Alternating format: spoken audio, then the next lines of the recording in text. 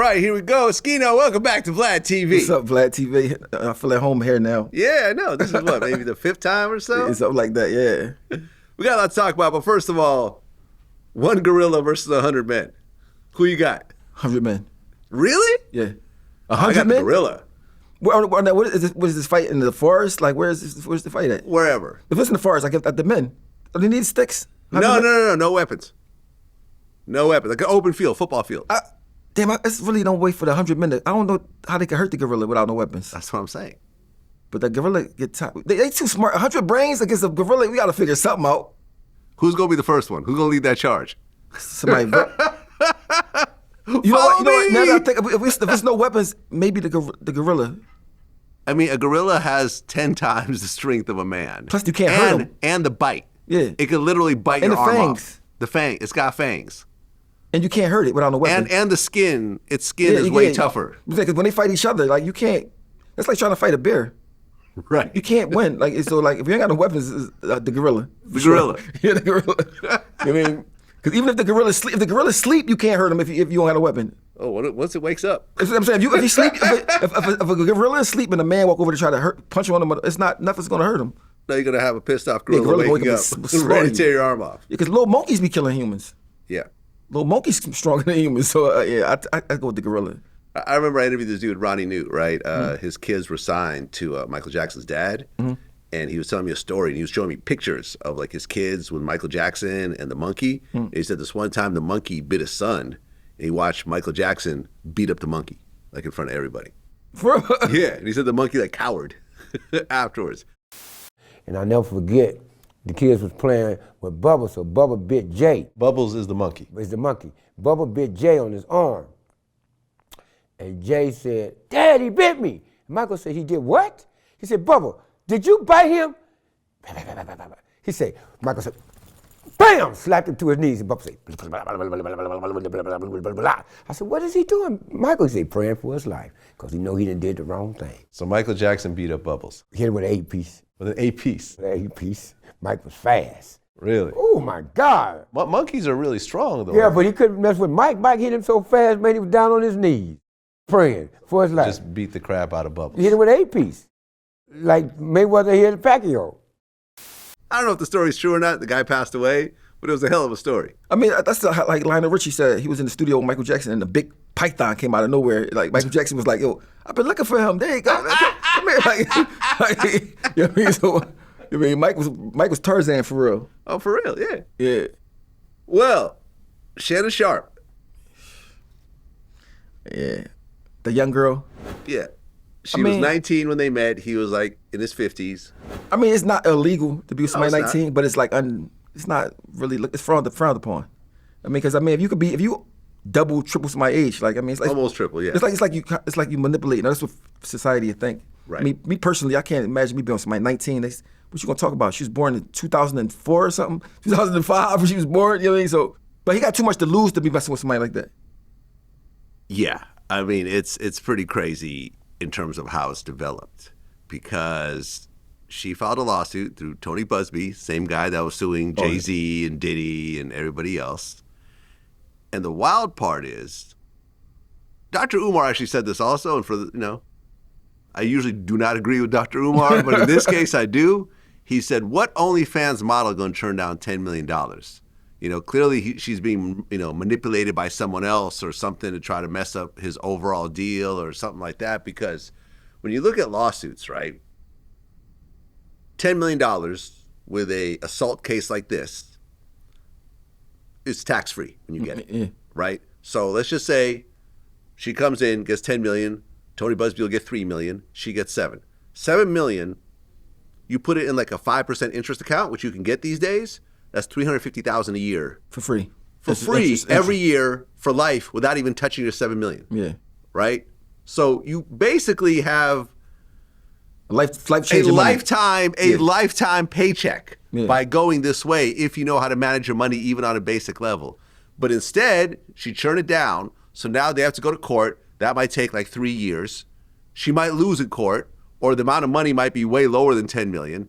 And then he's going to appeal if he loses. So that's another 2 years. So that's 5 years. Once again, she might lose during the appeal trial. So she might walk away after 5 years with nothing, as opposed to $10 million up front. Something just doesn't sound right. Do her family have money already? I mean, somebody might got money that's telling her like, yo, listen, you don't. Are you doing OnlyFans at 19 if your family got money? I mean, probably not. Probably not. But maybe, like he said, maybe he hires up somebody that want him. Because he affiliated with Disney Channel, ESPN or something. ESPN is owned by Disney. Yeah. So he had to step down. Yeah. He said he'll be back. That's crazy how allegations can make you have to step down. Well, a lawsuit.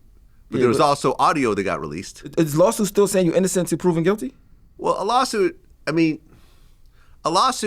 is a civil case. No one's going to jail. Yeah. So, I mean, you can't say you're innocent until proven guilty, but it's a lawsuit. It's really just about money. So basically, if you want somebody off your network or something, you could just get somebody to file a lawsuit against them. Well, you got to file a lawsuit, but the thing is they released audio.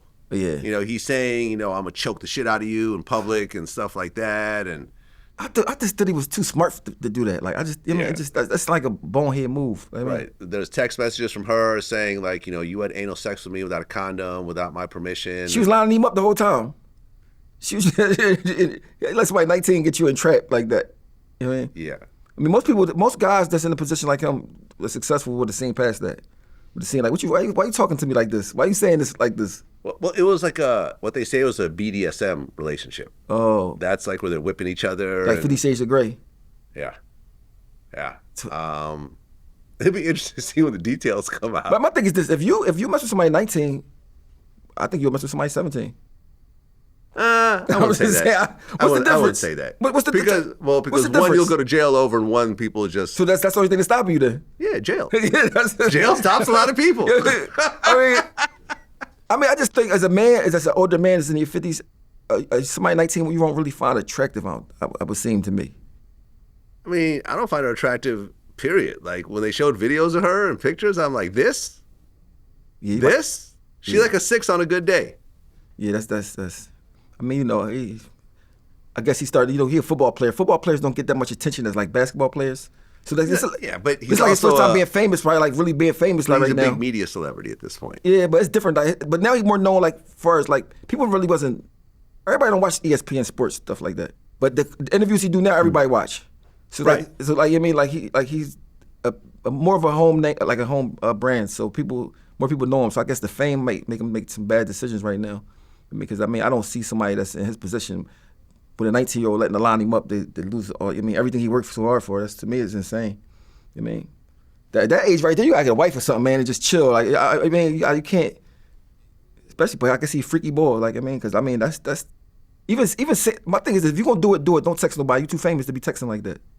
Yeah, no text, no phone call. Yeah, none of that. How do you communicate then? Man, you come over here. I see you when you get over here. That's it.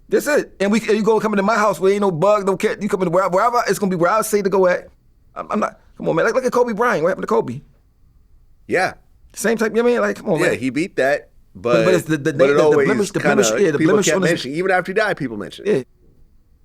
Well, look, now when he was at Fox Sports, they say that he actually choked a female production assistant, and he had to pay her a couple $100,000 to get out of that situation. He's too big to just be choking people. So he kind of has this choking kind of, repetitive. But football, you get hit in the head a lot. That stuff messes with your personality. Like I don't know if he takes steroids or not. But you like what's Shannon Sharpe like? Like he about 6'3", 6'2"? I was well built. 260, like he can't. He was a top football player during his day. So it's like, and he still be working out now. You could tell. You could tell. Yeah, so he can't just be choking people. But maybe she exaggerating because I'm pretty sure if Shannon Sharpe really choked you. Well, I don't know if he really choked her, but he said it. He paid for it. Seemed like he was paying for something. Yeah, he paid for it. Yeah. Look, and the thing about it, me and Shannon don't really get along. He blocked me recently. Y'all beefing? We gotta have a weird history. Because y'all in the same field? Yeah. It's like, I think it kind of started with, because I ran into him at like a Jordan All-Star Weekend party, and he knew who I was. We started talking. I think this is back when he was still on Fox with Skip Bayless. I'm like, oh, it's Vlad. Oh yeah, no, I'm familiar with this stuff. I'm like, let's do an interview. Yeah, let's do it. We exchanged numbers, and then for the next 2 years, I got the runaround. You know what I mean? And I like when people do that to me. That just sort of irks me to a certain degree because that's not how I am with people. Yeah. Like, I'll tell people, if people want to do an interview with me and I don't want to do it, I'll be like, hey, listen, I'm going to pass for now, and these are the reasons. But, maybe in the future, whatever else, I would say, yeah, we're going to do it. Call me, and then keep, like, well, a lot of people when when they start popping, they get like real arrogant. So they feel like, you need them, and like, so they don't feel like they get. Yeah, but you should just be good with everyone around you. Because when times like this happen, you want, like, your community to kind of defend you and say good things about you and not, talk shit. But if you've been shitting on people this whole time and this happens, it's like, all right, well. I think even if somebody was your people's in this head, but they kind of call you, like, even though you miss, of course, it's hindsight, but, like, they look at you like, bro, how you didn't know this was going to happen? Like, is the girl white or black? White. Like white. Dr. Umar, I know. Oh, yeah. Snow Bunny white. Dr. Umar, like, well, I told you, like. I told you, stop bunny hopping. That boy, he's sticking to his guns with that boy. That's crazy. Yeah. I mean, it's a weird situation. And look, when it comes to lawsuits, because I'm constantly going through some sort of lawsuit one way or another. Like, it's cute to put out, like, a little audio snippet to make it sound a certain type of way. But when it comes to, like, a court situation, for it to be admissible in a court of law, you have to show the original source file. Meaning that if she recorded him for 10 minutes, you got to submit that whole 10-minute file. And that has to be listened to from beginning to end. Because you never know. It could be like, hey, let's do a little role play thing. I say I'm going to choke you and you're going to act scared. Okay, come on, let's go. Right? That could have been said before what he said. But I doubt it. Maybe not. And the thing is that when you put stuff like that out there, it already kind of taints the jury. Yeah. Because, like, everybody would have seen it. I mean, kind of like with the Diddy trial, that video of him attacking Cassie. Yeah, that's you're not going to find a juror that hasn't seen that. Yeah. And if they haven't seen it, they're going to go home and look it up. But the jury if you had a jury, the first thing they're going to look at is the age, though, difference.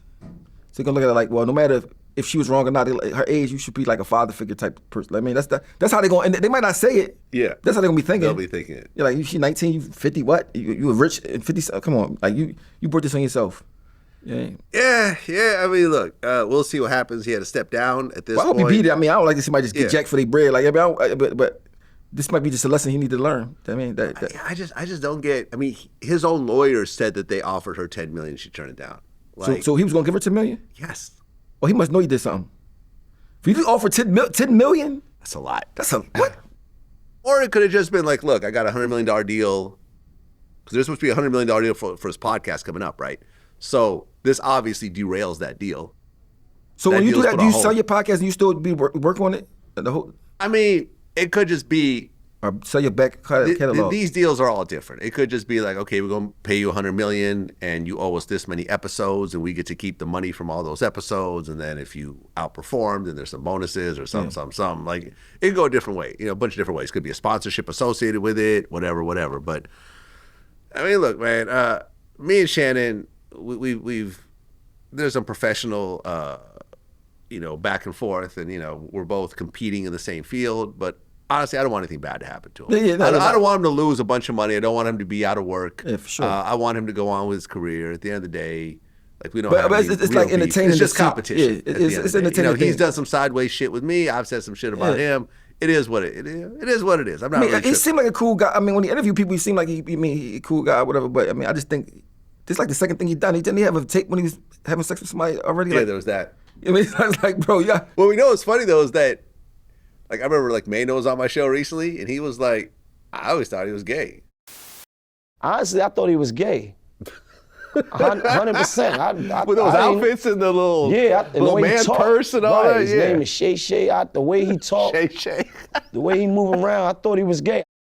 Like, there's like that one picture with the little man purse, and then call himself Shay. Like, I mean, I didn't know if he was gay or not. I just saw him at a basketball game with somebody. I think it was gay. That's why I just thought he was like gay. Like, I think he was openly gay, but I see that he's not. But at first, that's what I thought too. I saw him at the game, but like a gay person, like at the basketball game.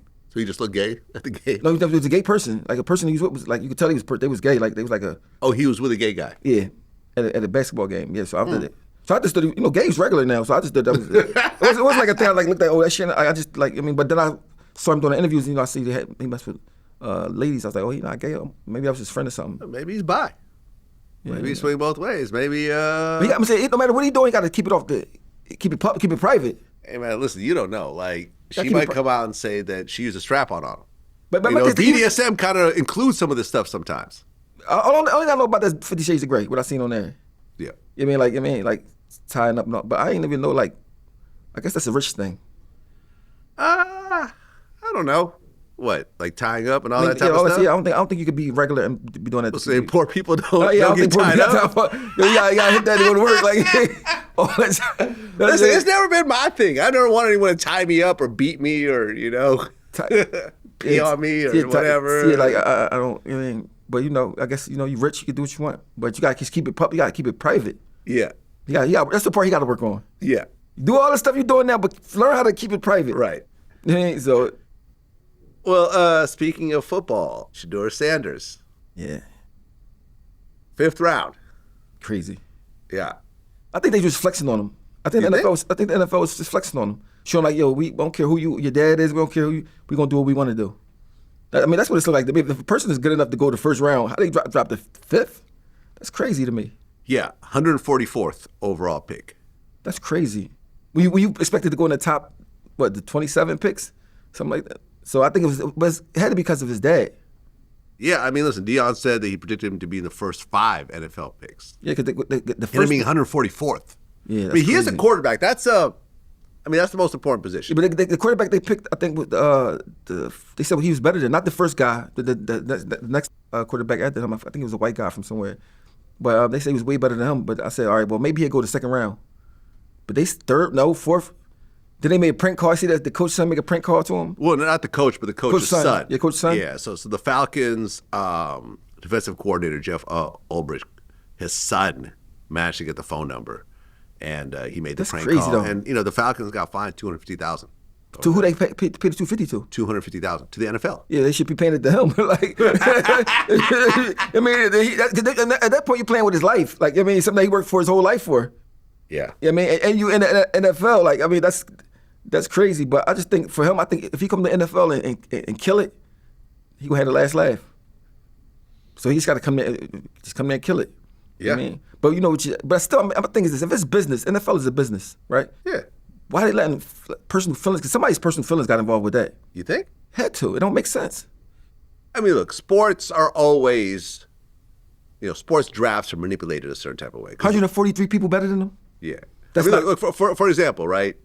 LeBron did an interview not too long ago, and he was like, okay, so you mean to tell me out of all the teams when I got drafted, I just happened to make it, as the pick for the Cavaliers in my hometown? Yeah, what are the chances of that? What are the chances that I stay in Cleveland and I'm LeBron and obviously every team wanted him, but he just happened to go to Cleveland? Like, come on. Like, you gotta remember, like, it's only like with 20-some owners, we all talk to each other. Right. Yeah, let me get him. I got this. Who knows what they do back behind the scenes? But I mean, Cleveland was terrible. But you gotta go to the worse you are the year before. That's how you get the higher pick. I understand. Sometimes people throw games to get a higher pick. Yeah, so that might be like the like, okay, we ain't going anywhere. Cleveland was terrible. Yeah, well, think about how terrible they were after he left. Yeah, they went right back to terrible. Yeah, right to terrible. Yeah, I mean, he went to Miami. He made a difference. His first game, he had 26. I mean, but you remember Tom Brady got drafted like 199th, something like that. Yeah, Tom Brady, Antonio Brown. Yeah, I mean, so like a lot of greats started out low, but see, Tom Brady wasn't highly drafted. It wasn't paying him no mind like how he was passing. Yeah, Steph Curry, I think he was a relatively low draft pick. They didn't want Steph Curry. They say he was too small. They didn't really care. Yeah, he was too small. Yeah. In fact, his first few years, they're going to trade him, and he was like, "I'll just take anything to stay here. Just give me a minimal contract. I want to stay in Golden State." He's special. Yeah, he's special. Yeah, I mean, he make a difference. He like a LeBron make difference. He make a difference. Like without Steph Curry, you don't got rings. Yeah. Well, Kaepernick's girlfriend said that he's been training every single day, waiting for a phone call from an NFL team. It's not coming. 37 years old. No, it was over. Yeah. It was over. Yeah. I mean, what they did to him was wrong. But it's over.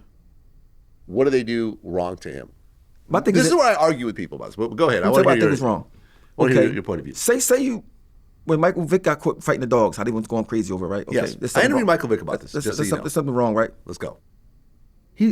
Cops killing unarmed kids, right? I don't care if they black, white, Puerto Rican, whatever they are. Cops, a person that's in authority. So this is why I'm kneeling. This the protest against that. Right. How can that be a bad thing when it's kids? Everybody got kids, or have kids in their family. if somebody was taking one knee, not doing nothing, like saying nothing about nobody wrong, just taking a knee for cops to stop killing kids, and people going crazy over that to make somebody lose their job. When, like I said, it's a business. Well, did he really lose his job? Yeah, he lost his job. I mean, he didn't get his contract extended. That's losing your job. By the Niners. He was already at the bottom of the totem pole. But this was not Tom Brady. If Tom Brady took a knee, I don't think anyone would have did anything. Like, when LeBron was wearing, like, I Can't Breathe t-shirts, no one said nothing. You gotta understand that in the NBA, it's not like the NFL. But the NBA, like, or everybody black. The NFL got a lot of black people, but NBA is like, come on, like Cleveland, if you take, I Can't Breathe all the black people off, the NBA is over. It's gonna be 5 people. Take all the black people out of the NFL. What do you got? You still got people on there. You got some people. But like, you do not have a winning team. The NBA is not, you don't have no one's going. Show me one team that's all white. No, that's not all that even made it to the playoffs. But like, seriously. Listen, you can still have. Does that really exist? There are no all-white teams in professional sports. Not no more, but I'm saying. Maybe in hockey. But I'm saying, there's enough people on the team to still be able to play. And the NBA is. Doesn't matter if you can play or not. You're not winning. No, you're not. But you need black people to win. But if it's all white against each other, somebody got to win. What you mean? That's not realistic. You can't have an all-white league. But I'm saying, like, but didn't Donald Trump saying stuff about it? They act like he did something that was so terrible by taking a knee. They didn't say like, let's find out why the cops killing people. They just said, how dare you do that? Get to do that. I mean, I personally didn't give a shit. Take a knee, don't take a knee, like whatever. Like if you want to express yourself. But the thing is that I've always found interesting about this situation is that, okay, so they didn't extend his contract. Okay, so then any other team could have gotten him, and people are like, oh, there's this one quarterback in this place that's even worse than him, and he got a contract. It's like, okay. You're picking the bottom of the barrel. So you think Colin Kaepernick couldn't play? I think he could play okay. He was nowhere near the height of his career. He was on his way out. He was at the bottom. So you think without that taking the knee, he wouldn't have got his contract? I don't think so. I think so. Well, and here's the thing. He may have, but then again, look, you're putting together a squad, right? You're an owner. This is the Niners are like a $6 billion team. Mm-hmm. This is a $6 or $7 billion operation, not million, not hundreds of millions. It's a multi-billion-dollar operation. You're picking your squad. You want the best people on that team, right? So when it comes to the bottom people, you decide, okay, which bottom person do I want as like a, But you got to know that that's but listen. Do you want the guy who is not that good but gets along with everyone and doesn't cause problems? Or do you want the guy that's around the same but is causing all types of problems? You go with the guy that's not that good, that doesn't cause problems. I mean, it's just common sense. No, but that's not causing problems, though. He's causing friction. He's causing a whole bunch of attention that the team doesn't necessarily want. But look why he's doing it, though, for a cause that's bigger than football. That's cool. And listen, if he had a owner that said, you know something, I stand behind what I'm doing. But what he's doing, cool. I'm not tripping. Well, this will actually be good promo for us anyways, whatever. Doesn't matter. But at the end of the day, it's like getting a whole bunch of D students and picking the D student that you want, on your chess team or something. I understand what you're saying, but it's still the way they fired him. He wouldn't have got fired without that happening, without that knee. Well, but here's the thing, though. Afterwards, he went and sued the NFL. Mm-hmm. They settled, meaning he got a big paycheck, probably in the millions. And then he's like, why people don't hire me? Because you sued him. Yeah, but I just think, but that's what I'm saying. I've had people sue me. You think I'm going to hire him again? But let's listen. For any reason. Did you ever see the video when the cops kill the white kid inside the hotel? They give him all these demands. Muy orange, put your hands behind your back. And he get confused, and he make one room, and the cops shoot him up. Mm-hmm. When I seen that, I was like so distraught over it. I'm talking about, like, it ain't matter what color he was. Like, it's just the fact that they killed him for no reason, right? So if I see somebody taking a knee for that, I don't care. I probably would side with that. Because when you take somebody's life in a position of power, you're not supposed to be doing it. Instead of me worried about him on the knee, I would be worried about the thing that he took in the knee for. I mean, that's the way I looked at it. And I don't think that's a white or black thing, because the cops kill white people too. You know what I mean? But white people, I think white people be so removed from it because they don't really have the interactions with police, like, or they don't police might not treat them how they would treat somebody that's black, especially in car stops. You know what I mean? So they don't understand the significance of it. I mean, so they probably like, well, it ain't that bad. The cops treat me nice when I get pulled over. But I think all kids should be protected. You know what I mean? Look, I stand behind that movement. If every person that came to Vlad TV wanted to take a knee before doing the interview, I'd be fully supportive of it. But then again, every business has their own, values and so forth. if the owners felt that this was taking away, like let's just say they lost sponsors, because really a lot of professional sports is based on sponsorships. But the NFL is the TV deal. You know, the TV they're gonna make money no matter what.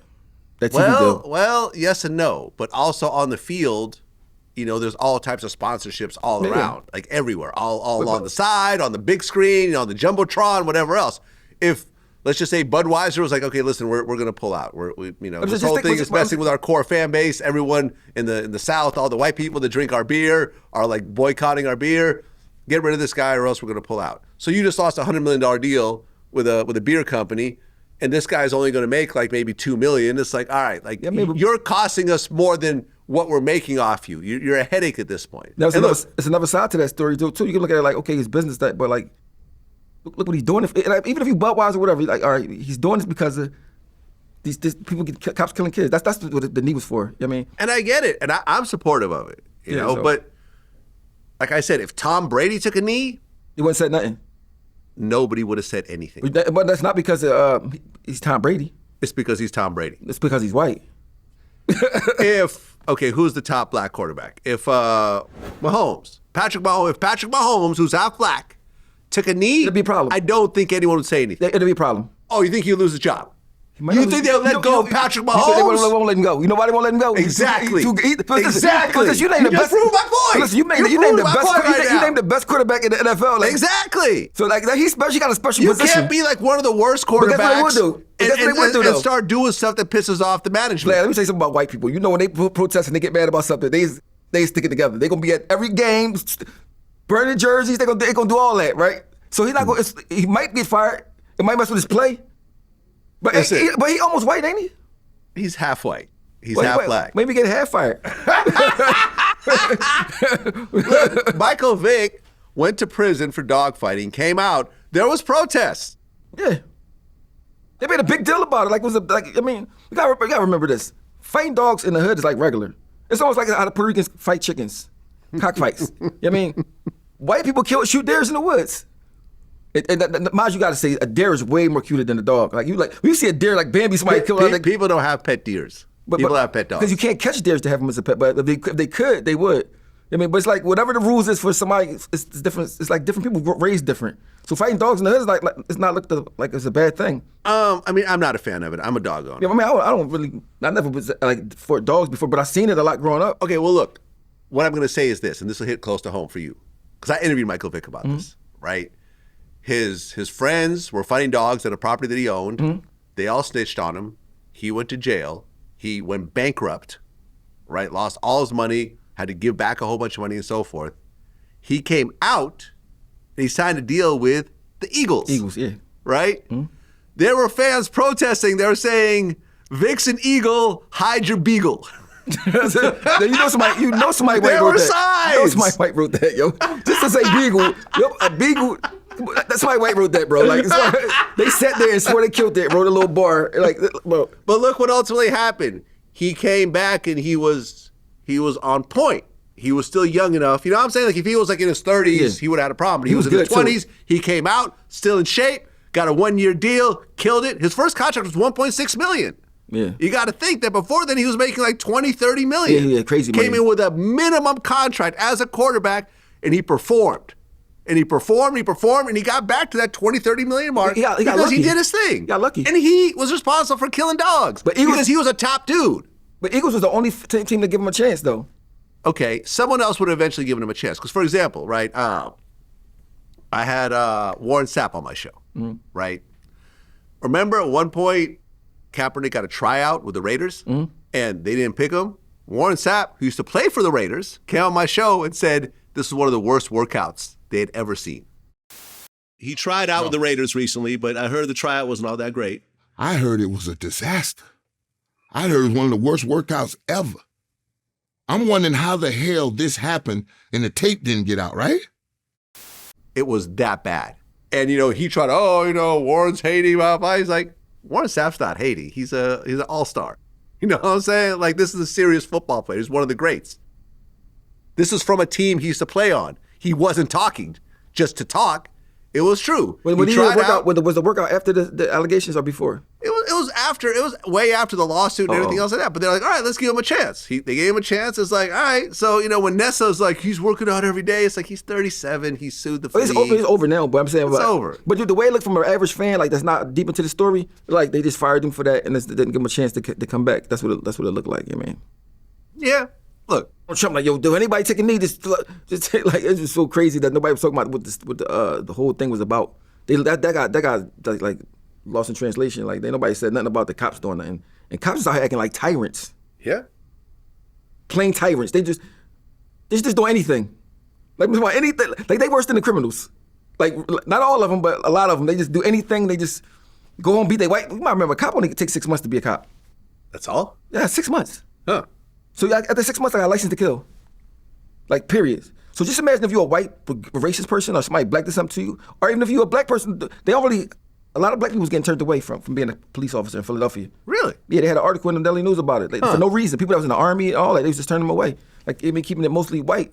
So they come into your neighborhood and they just do anything to you. They come in your neighborhood and say, yo, you can't sit there. It could be ours. You got to show you out. It's like making it so terrible because the interactions is just so terrible with each other that, a lot of crimes don't get solved because of the relationship between cops and people, the citizens that's from where they from is so messed up. So, like, when they see somebody taking a knee for what they doing, it's like, all right, somebody trying to talk about what's our plight.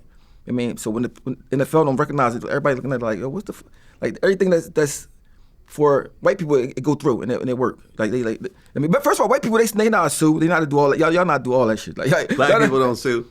Not really. Really? Listen, New York, maybe in New York. I've been sued by black people. In New York? In fact, I think most of my lawsuits were by black people. How much Tupac's stepbrother sued me. How much it costs to sue somebody? If you have a lawyer that takes it on contingency, it doesn't cost anything. Yeah, that's the point. But I think a lot of people in the real hood don't even know how to sue. Man, listen. Go to the hood. How many billboards do you see? Did you get injured in an accident? That's different. Call now. Let me go. Millions collected. I'm just saying, money for your pain. Like, come on, black people sue. Cut it out. They do sue, but cut it out, yo. Mopreem Shakur sued me over a damn Tupac photo that we talked about in the interview. But you gotta understand, there's people that know business. That's his brother. Like, an average person that's in the hood, they're not suing nobody.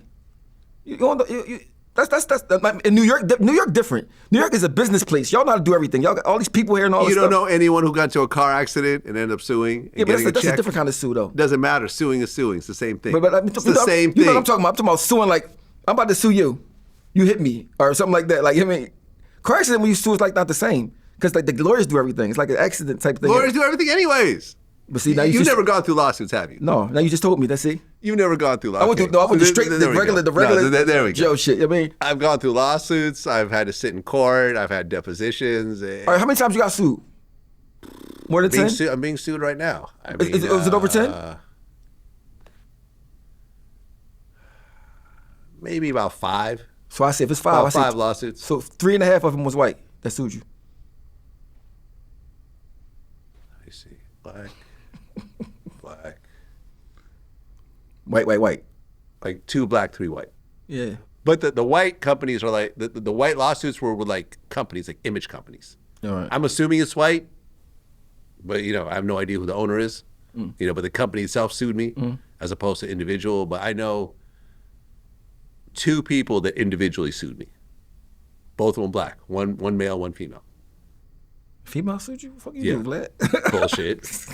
Bullshit. Money grab. We paid her. Made it go away. When you paid her, was you mad about having to pay her? Of course.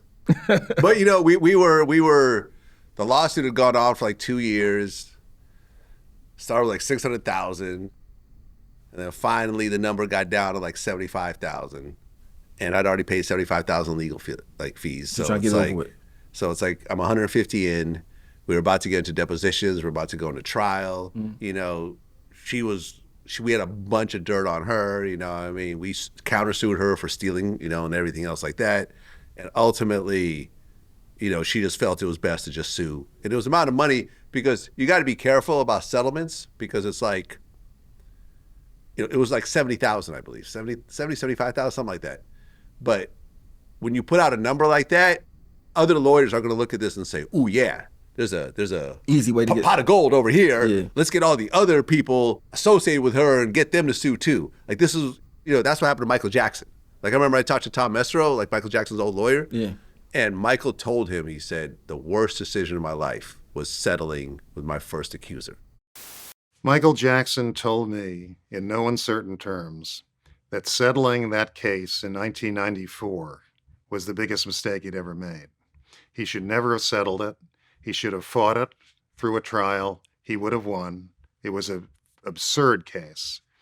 But he was advised, he told me, by lawyers, by business advisors, to settle it and get rid of it, that he had bigger fish to fry, bigger projects to get involved in, that the money would be a drop in the bucket compared to what he was capable of making around the world, and that diverting everybody's attention because of the publicity attached to this civil case was a mistake. He followed his advisors', suggestions. He paid money. And what it really did was it opened Pandora's box, because suddenly everybody on the planet began suing him, thinking they could make an easy buck suing Michael Jackson. I mean, employees were suing him. People he met on the street were suing him. It was just ridiculous. Yeah. And he told me that was the biggest mistake he ever made, was not fighting that till the end. For $20 million, right? Yeah, like that kid that said that Jackson molested him, whatever else. He didn't want to do it, but he had people around and said, "Listen, Michael, give him the money. You're gonna make hundreds of millions more. This will all be behind you. It'll all be over." But instead, it created a door where every child that Michael was ever around, their families came in and started suing. I mean, I just think Michael Jackson should just not been around kids. Like, Yeah, I agree. even if I like kids, I'm just not gonna be around y'all. Like, I'm just Have your own kids. It's not, which it's not ultimately he did. worth it. Like, $20 million. Like, come on, man. No, that doesn't make any sense. And as a father, I can't imagine leaving my kids But at a a man. grown man's house that isn't unless I'm related. trying to sue later. Unless I'm trying to sue later. But but that's never. I've never sued, like tried to sue people. Like that's never been my thing. Like sometimes I've had to. I've been put in those positions where there's no other choice. But I never I'm going to do this and then I'm going to sue them. Like that's never been my thing. $20 million is a lot of money, especially with that was like in the 90s. Yeah. Yeah. But yeah, he walked himself into that situation. I don't really think it's true. I honestly don't, because I feel like everyone's accused him. It's just been a money grab. I would hope so, because everybody liked Michael Jackson. Michael Jackson's like maybe the biggest star ever. Yeah. Like ever. Without that allegations, it would have went down as like, without that allegations against him, he'd probably be the greatest like entertainer ever. And he's still a great entertainer ever, but I'm talking about without no blemishes. No, he is, but the plastic surgery made him look a little crazy. But people forgave that to him. Forgave him for that. He's like 10 Michael Jacksons. It's Shorty like, White. The Michael Jackson, he should have, when he stayed like he was Puerto Rican a little bit, like Cuban or something. He should stay like that. You know what I mean? That's what like the Puerto Rican Michael. Yeah, but listen, Mike with the had long hair. People's fainting. Like they see him, they fainting. Like Michael Jackson could just walk on stage and just stand there, and people. You know what's crazy? Kids that's born after he died still know Michael Jackson. Of course. I think you're just born knowing Michael Jackson. Like that's just crazy. Like I just know when I saw him as a kid, I saw him walking on the sidewalk and it was lighting up. I was like, you saw him? No, I'm talking about when I saw the video where he like Billie Jean. I couldn't believe that. I'm like, how the fuck is the sidewalk like that? The sidewalk lighting up. So like Michael Jackson is special. So like I guess but like I said, when you like that big, something got to go wrong. Something got to go wrong. You're just a target. You're a target. Yeah. You're a target. People see all this money and they're like, you ain't gonna miss it. And he's a little weird, like too, like they give him a little ammo because he would. Like, like so, like, but people love Michael Jackson. I don't think Michael Jackson. They can make people not love Michael Jackson. It's people that you see in China. They work out to Michael Jackson every day. They got dance steps. And talking about in prison, in the prisons, they call it the prison. They go to the yard. They do Michael Jackson. They say, I say, Michael Jackson is a world, like the world entertainer. Yeah, greatest entertainer of all time. But I would have got away from the kids. I don't know why somebody might run them and say, listen, let's just stop with the kid stuff. Well, I think that once you get to a level, people tell you just stop listening to people around you. See, like everyone, and then if anyone around you actually argues with you, hey man, listen, get away from you. Fired. That's detriment to you though. That could be a. You don't have anyone around you, and everyone. I think the problem with a lot of people like this, like I remember I interviewed Eddie Griffin, who was around Michael Jackson a lot. He said the reason why Michael had him around was because like he didn't care. He would like crack jokes about him. He said that Michael Jackson smokes crack. Like, and Michael thought that was funny. Yeah. So he would just like clown him when he was around. He kind of liked having him around. He was with him at the trial when he showed up. Oh, yeah? Yeah. But in general, I think the biggest problem is someone who's got a lot of money surrounds themselves with people who don't have any money. If you surround yourself with people that are equal on your level, you're not going to say, well, I'm going to cut you off. You don't pay me. Like, I don't care. If you don't want to be my friend, don't be my friend. You're messing up. If you don't want to listen to me, that's going to be on you. But you're not, I don't care. I don't need your money. I don't need to go on your yacht. I got my own yacht. But what about his mom? His mom said something like, Mike, listen, you got to. I don't think he listened to his mom. I mean, think about it. Like, a lot of times, you're financially supporting these people. Listen, his mom was making, it's not like his mom worked. Yeah, Joe Jackson kind of worked, and had his own label, but like his mom was sitting around and Michael was supporting her. I mean, as he should. But, a lot of times, even family members, you see this a lot. Like, family members are scared of the person that's got all the money. Yeah, because they'll get cut off. But my thing is, even if nobody don't tell you, it's common sense. All right, I was messing around with these kids. They said I touched them. Even if I didn't, now I got to pay $20 million. I can't be around kids no more. Yeah. Even if somebody said you drink Pepsi, you're gonna get sued for $20 million. Then you're not drinking Pepsi no more. It's just like it's a common sense thing. Like, if you're not to do it, you keep doing this. Like, bro, do you really like kids that much that you gotta just be around them all the time? Like, so that was my like, I don't know if he did it or not. I'm just saying, like, I would not be around no kids. I probably wouldn't even have kids. If I had to pay $20 million for a kid, I don't even want to be around nobody who's under 18. Period. You know what I mean? So, but. Mike, maybe he's just that much of a humanitarian. He wanted to be around. I don't know, bro. But as a man, for me, I don't want no kids in my room. I don't. When your kids young, they get on your nerve. You don't really want them to be right. I mean, like, to have a bunch of kids over there. Like, when you can have a bunch of girls over there, because you Michael Jackson. Can you imagine if Michael Jackson wanted to have girls? Oh, Can you imagine? Like, what? Anybody? Yeah. Anybody? Like, it's like. No, he had. I mean, listen, he had Brooke Shields at one point. But I don't think he had him. I think he just was hanging with him. Yeah. Like, he was married to Lisa Marie Presley. And when he went to Brooke Shields, he had Lord Webster with him. Lord Webster, remember? Still had a kid with him. I don't know, but Mike still go down as the greatest entertainer of all time. Well, Kanye is actually suing his dentist, claiming that his dentist got him hooked on nitrous. My thing is this: if you a billionaire, right, and you sue a dentist, like, what is your goal to? Not to get money, it's just like to make them pay for you. Think you're getting you addicted to something? What's your goal? Because usually when you sue somebody, you're trying to get some money. It's like for the money. It's not like Kanye needs it right now. That's what I'm saying. He don't need the money, so I don't understand what would be suing it. Then he's not gonna win. I don't think so either. You get nitrous if you want to go and be a junkie. Everybody afterwards. Yeah, that's like suing a doctor because he gave you prescribed you Percocets. Yeah. But this is not even the craziest story when it comes to Kanye, because he made a song called Cousins, where he claimed that he gave his cousin head until he was 14 years old. He should have kept that to himself. Yeah. Or say it. What's that lady name? There should be Oprah that people should tell their problems to. What's the lady name? The Fix My Life? Fix My Life, yeah. You can say it to her or somebody like that, but you can't just be saying that like that. Can this cousin sue? Iyanla? Ayana. How do you pronounce it? How you say that lady name? Yeah. Ayana. Yeah, Ayana. We want to say that to Ayana. Like, listen, man. But my thing is, what make you say it now? The timing is just crazy. I think that's what it is. If that happened, that's sad, whatever. But you saying that, you still start trouble with people. So now they're using that against you. As you heard what Cameron said to him, like, hey, you heard what Cam said to him? Oh, yeah. So, like, he said, I don't usually go back and forth with dudes that suck dick. Yeah, oh my God. Like, but I think some people, the fame is messing with Kanye West. Like, the fame. Yeah, listen, I just did Cameron's show about a month ago. I went on his podcast. Real cool dude, man. Glad we finally got to connect. And he kind of said a similar story. It was like there was this like porn dude that was like beefing with him, and he had just done a video with like a trans, where he got head, and he was like, dude, you suck dick. Like, I don't. Yeah. Like there's really no argument here. No matter what you say, you suck dick. It's kind of like we were just talking about Michael Jackson. I think Kanye West don't have nobody that he listened to. No, I don't think so. Because the stuff he said about Jay-Z was like just about his kids was just incredible. Like, that was incredible. Like, that was incredible. Anybody else would have said that, it'd have been over. Like, anybody else would have said that? Nobody else would have said that. No. But Kanye West, like, even what he said to George Bush that time, like, you don't like black people. Like, he got heart to say whatever he wanted to say, but the timing, I think, be wrong. Like, I mean, I think the timing be wrong, and I think, like, but the stuff he said about Jay-Z kids was like, you should never say that about kids, period. I mean, but Yeah, that was nasty. But I think it's just for attention. For attention. Well, yeah, I mean,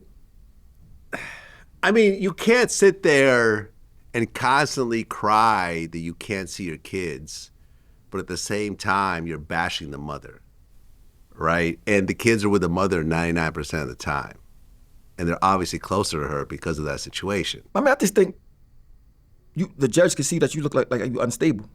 I don't even care about what you said about the mom, because people always got stuff to say about their baby mom most of the times. Like, I mean, but you look unstable, like you're doing unstable stuff. Like, I mean, so it's easy for them to win in court against you.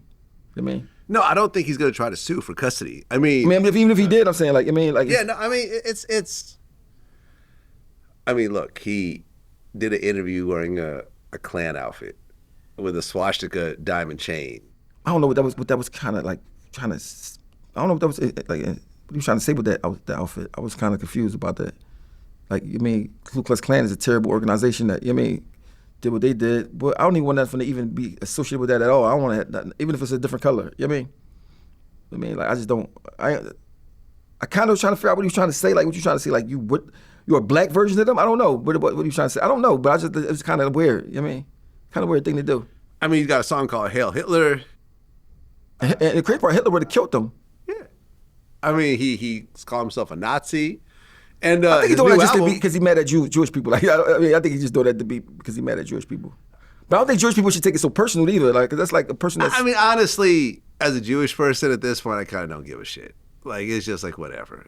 It's honestly like at first I was kind of irked by it, but as he kept doing it, I'm like, whatever. This is someone who's mentally unstable, and the fact that seems like he's gay, and and I've talked to a few people, and they're telling me, like, actually they've known that he's been gay for a while. They start naming the people, like, in the industry who he has sex with. Like, for example, Jeffree Star, the trans dude. He's like, oh yeah, there's always been rumors about him and Kanye, and he's like, all right, the rumors are true. This is a dude. Like, this is a man. But today's society, all that's fair play. Yeah, listen, if you're gay, you're gay. I mean, fair play. So, like, but it's a little. I mean, yeah, weird. It's weird if you from because it's him. Yeah, if you from a certain he's always era, been too. about women. It seems like between Amber Rose, Kim Kardashian, Bianca. He's always had, like, I know some porn chicks that mess with him. It's like, it seems like he's into women as well. That's crazy. I like Kanye West. But I guess he wants to suck a dick every so often. I like Kanye West, but I just don't like the way, like, how he, like, portraying himself right now. Like, he's playing himself. You were around him before, right? Yeah. Any interesting stories when you guys were around? I mean, I think he was quiet. Actually, he used to be quiet when he first came around. He wasn't like none of how he is now. You know what I mean?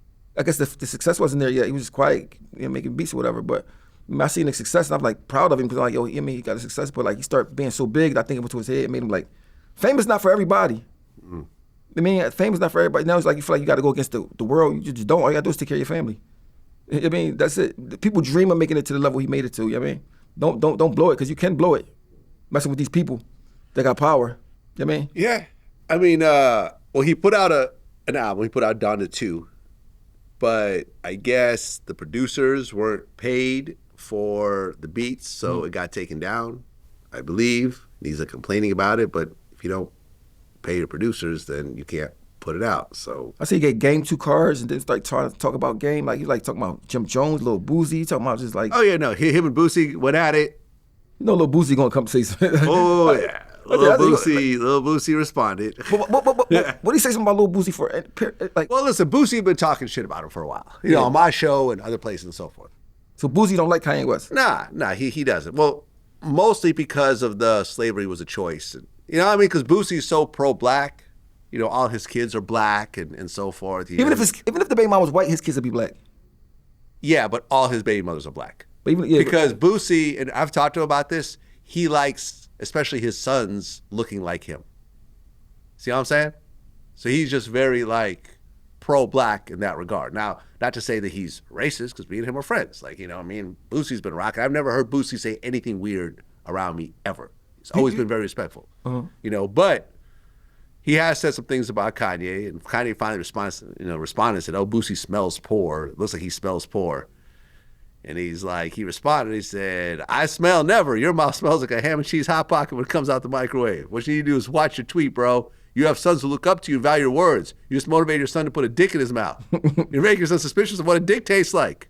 Yo, listen, that's the wrong Yay, nigga. the professional dick sucker. That's the wrong nigga to argue with, is Lil Boozy. Like, you know what I mean? You argue with, but my thing is, you can't really, it don't really, for me anyway, as a person like from the outside looking in, I've been following Boozy for a long time. I seen him used to be going through stuff with the police and going to jail and all that.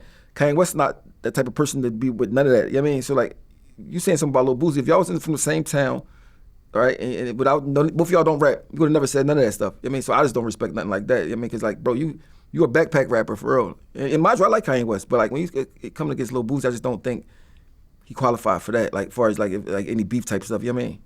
But just as men. So I mean, I understand y'all arguing about some rap shit, whatever, but like just as men. So when Kanye West says it's like a joke, really, I mean, Lil Boozy was really in them joints like for fighting homicides and all that, like in real life. Right. So it's like a different type of person.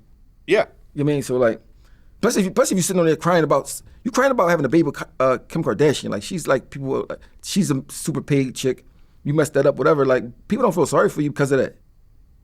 Yeah, he said that he wishes he didn't get a kid She got Paris. Yeah, Paris. So, you know, like, Well, she was the help. I got the help pregnant. When I listen to Kanye West, it's entertaining. I don't really take nothing of it like as far as like serious. Like, you know what I mean? I think he just be saying whatever he come to freestyling. Yeah. Cause he go off path to this topic. I mean, and sometimes he makes say some deep shit. I don't know if it's by mistake or whatever, but then sometimes he lose you. Like, what? I mean, then you know all these people by names would be name dropping about. I mean, I just like people don't really care about all that. Yeah. Well, he's got a new album allegedly coming out. Did you see like the whole Ku Klux Klan album cover? No, I ain't seen. Oh, you haven't seen that? Oh, hold on. Let me show you real quick. Oh my! So he really running with that? That's his thing. Oh yeah. He said he got a leather one. Hold on. I mean, so, but I mean, it's Kanye West. People expect that from you now. I don't even think they expect him to be nothing else but controversy. Like, I mean, This is the cover of his new album. a red one.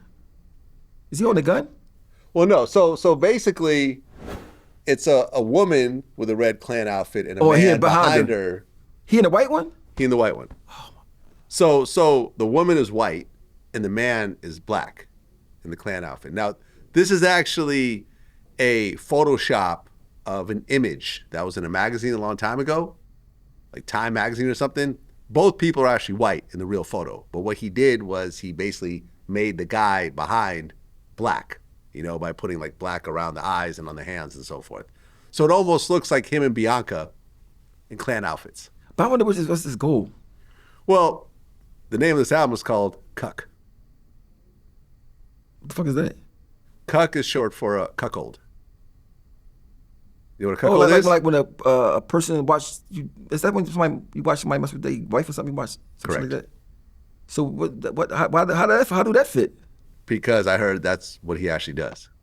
Oh shit. He gets dudes, like porn dudes, to basically sleep with his wife in front of him. Bro, you know, for a man with a wife, that's like the worst thing that can happen to him ever. Like, watching somebody behind your wife is like, what? That's like, yo, I don't think it's nothing worse than that. I mean, like, she can cheat. That's bad, but you don't see it. Right. Right there, and that's what you want to see. That right there that's crazy to me. Up until I looked this up because I remember I brought this up in an interview and I actually looked it up while we were talking. Up until 1973, in the state of Texas, you could legally kill your spouse if you walk home and she's having sex with somebody in your home. That was considered illegal. Well, you know, even if you do it now, in another state, it's called a crime of passion. Yeah. You're about to get like probably 5 or 10 years. Yeah, I mean. But back then, it was actually legal. Yeah, you know the old movies, they be smacking girl ladies and everything in the movies. I seen a movie, it was like a cowboy boy, like his wife said something, he smacked her. She's like, why you do that? She said, shut up, don't ask me that again before I smack you again. He said it on the movie. I said, oh yeah, this is back in the day. Like, I mean, Miss ain't had no rights like that, but to have a wife that you watch have sex with another man, it's a sickness, I think. It gotta be a sickness or something. Well, yeah, I mean, I don't know if you saw it. There was an old... Your wife? There's an old interview with Sean Connery. Remember Sean Connery? Yeah, James Bond. First James Bond, right? Yeah. It was on 60 Minutes. And the interviewer, I forgot who it was. Barbara Walters, I think. Barbara Walters, there you go. Barbara Walters. She said, you said in the past that you sometimes smack your wife. He goes, mm-hmm. Yeah, I see. He goes, what do you say he's sitting about it? outside. He goes, I go, I still feel the same way. He goes, sometimes, you try to talk to the person and, you keep saying it and you say it. And at one point, you just got to smack him. Yeah, I've seen that, Joe. He just stood behind it. He was like, I'm Sean and Connery. What are you going to do? chilling, What are you going to do? Yeah, what are you going to do? Nothing. No. But he can't say that now. He couldn't say that today. No, he couldn't say it. Can you say it today? No, you can't. So you want to smack? No, you're not, bro. You're not. You can't say it.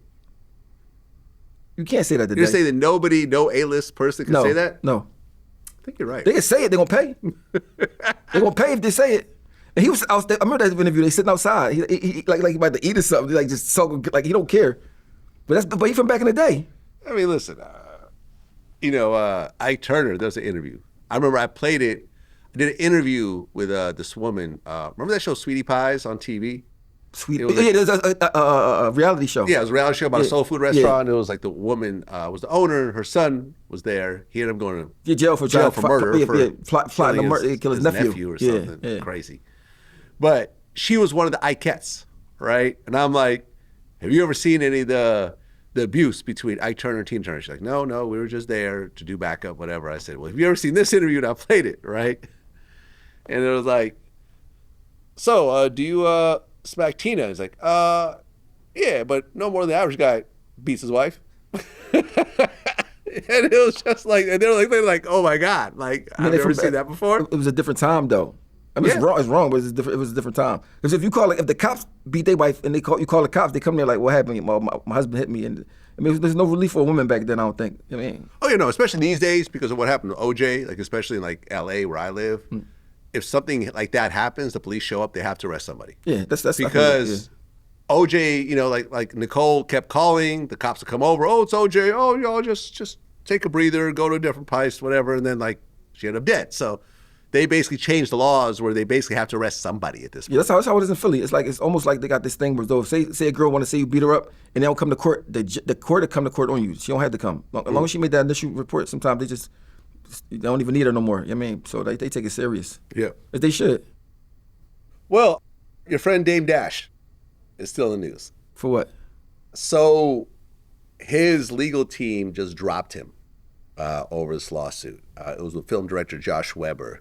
So basically, they submitted papers to the U.S. District Court that said that Dame Dash's unwillingness to cooperate with them in terms of refusing to share court-ordered assets made them essentially say they can't work with him anymore. Now, what he said was that responding would be futile because there's a bankruptcy in the process. So essentially, he's like, what's the point of even going forward with this lawsuit? I'm going bankrupt anyways. And now he has a 30-day grace period to seek out new lawyers and to file for bankruptcy.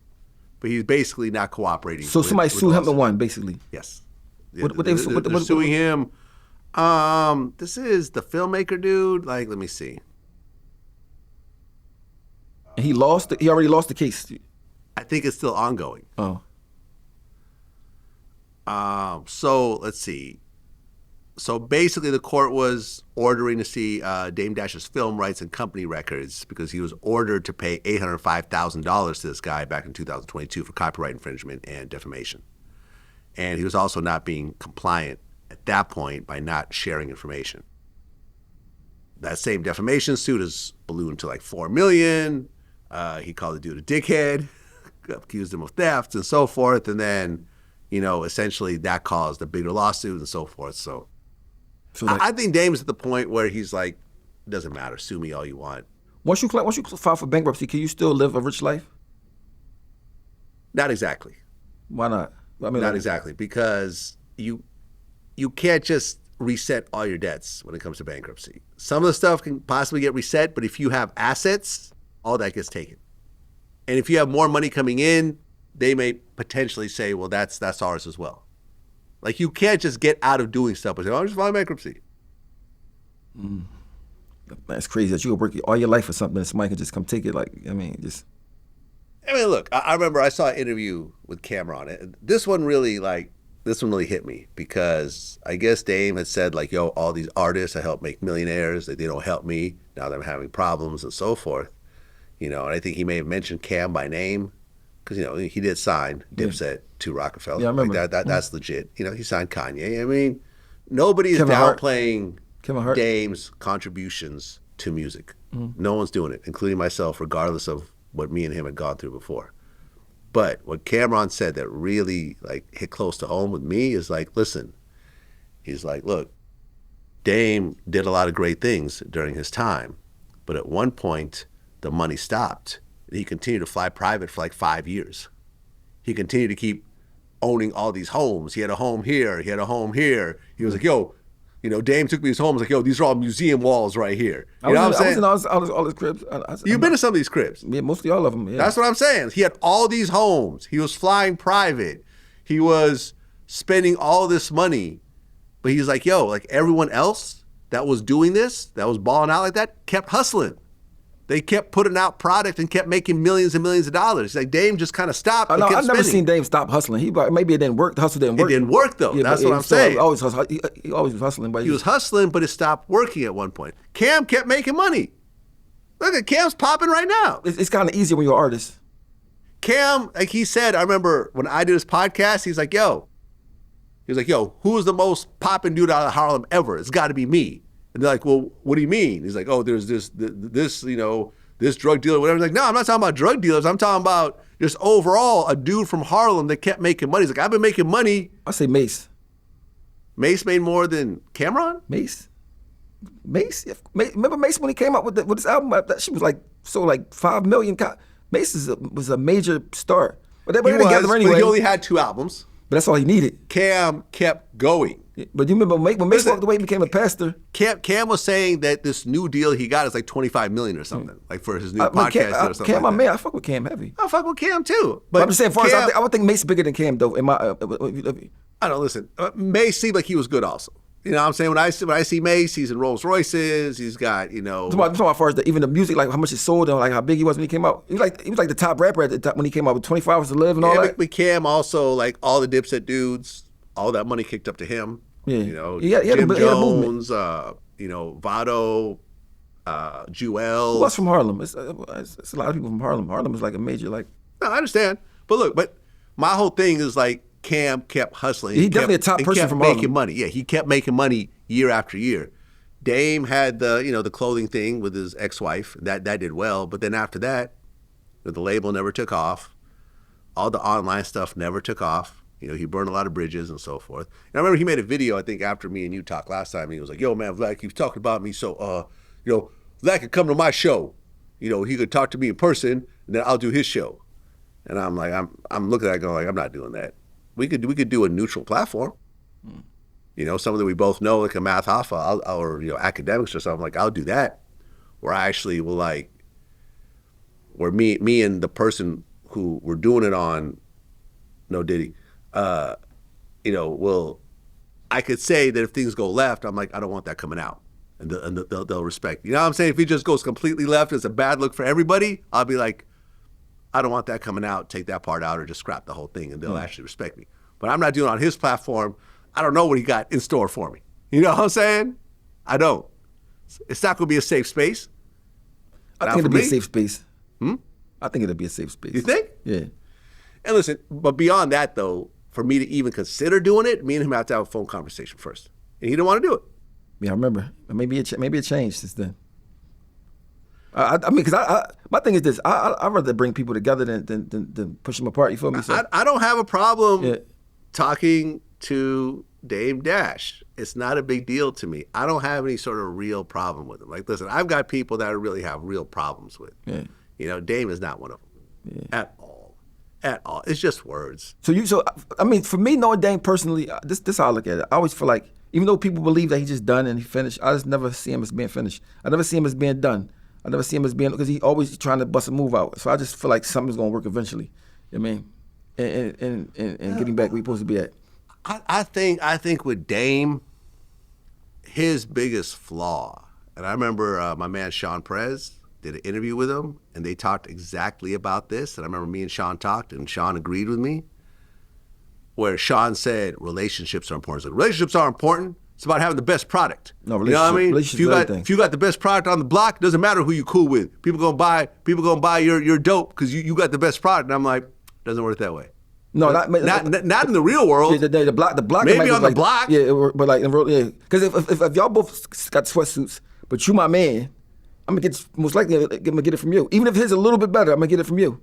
And tell you like, yo, you make it like, so the relationships is a lot. Relationships get you in the door. Look, in this game, it's really based on relationships.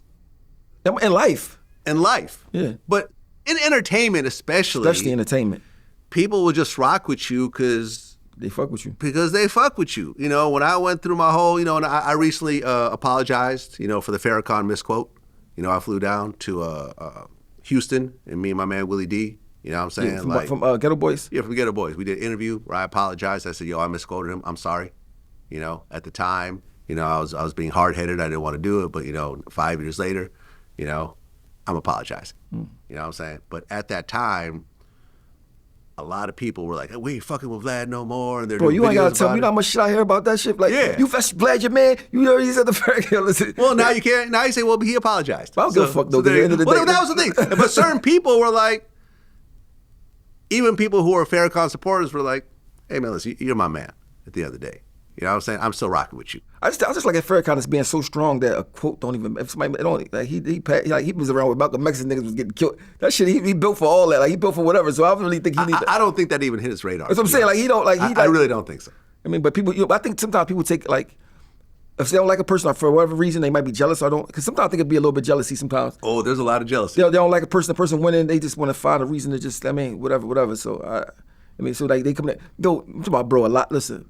So a lot of people talking shit, some people defending me, talking shit. I said, bro, listen, I don't give a fuck about nothing what you're talking about. But white people exploiting black culture, and I'm like, bro, if you want to say that, everything we've got is somebody white exploiting you. Nike, Mercedes, everything you can name, music. So I said, bro, at least you get paid for it.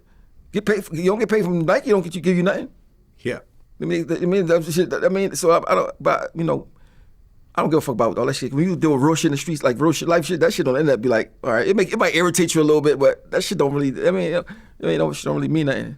Yeah, man. And listen, the number of people, like, I had certain people turn against me, and I come to find out that overall, a lot of these people had underlying issues with me I didn't realize. I know you probably talking about that. I know these rappers. I seen the rappers boys talking about you, like, yeah. I forgot that there's some old school rappers talking about you. I forgot their names. Lord Jamar. Yeah, I think it was him. Lord Jamar made a video recently. I usually don't watch this. I think he was with the comedian boy, the African. Yeah, with Godfrey. Yo, he's funny as shit. He was with him. Yeah. I ran into Godfrey recently, actually. He funny as shit, bro. Yeah, he is funny. But Jamar was like, I saw a video recently. It was on Art of Dialogue. He goes, yo, I don't accept his apology unless he gives me a bunch of money from all the money he made off my videos back in the day. He needs to come with a third of all the video revenue. You to be like partners or something? No. He came in and did interviews. There was no... Back then, we weren't paying for interviews. So he like, oh shit. At all. It was understood for anybody. But he's like, yo, you got to pay for me to consider your apology. You got to pay me. I'm like, I got to pay you? You're bugging right now. I'm not paying you. I don't care if you accept. Like, I didn't do it for you. Like, I did it because I felt it was the right thing to do. I mean, I think, well, me personally, I would just called you. Like, yo, listen, bro. I mean, that's the only way you can fix it if that's the problem. I mean, if somebody feel like somebody should give you some money for something, you could ask them. Period. Fuck the apology part. Fuck that. The money. The money is the money. The apology, whatever. Man, listen. You can't count people's pockets after the fact. I'm saying you made this money off of me, so I deserve this back pay when there was no agreement for it. But I'm saying, even if they're wrong, right, and there's no agreement, they can still ask. I mean, that don't mean they owed it. But they asked. I see some people don't. Sometimes you can ask for something and get surprised, right? Because if you don't, and you just, it's 100% no for sure.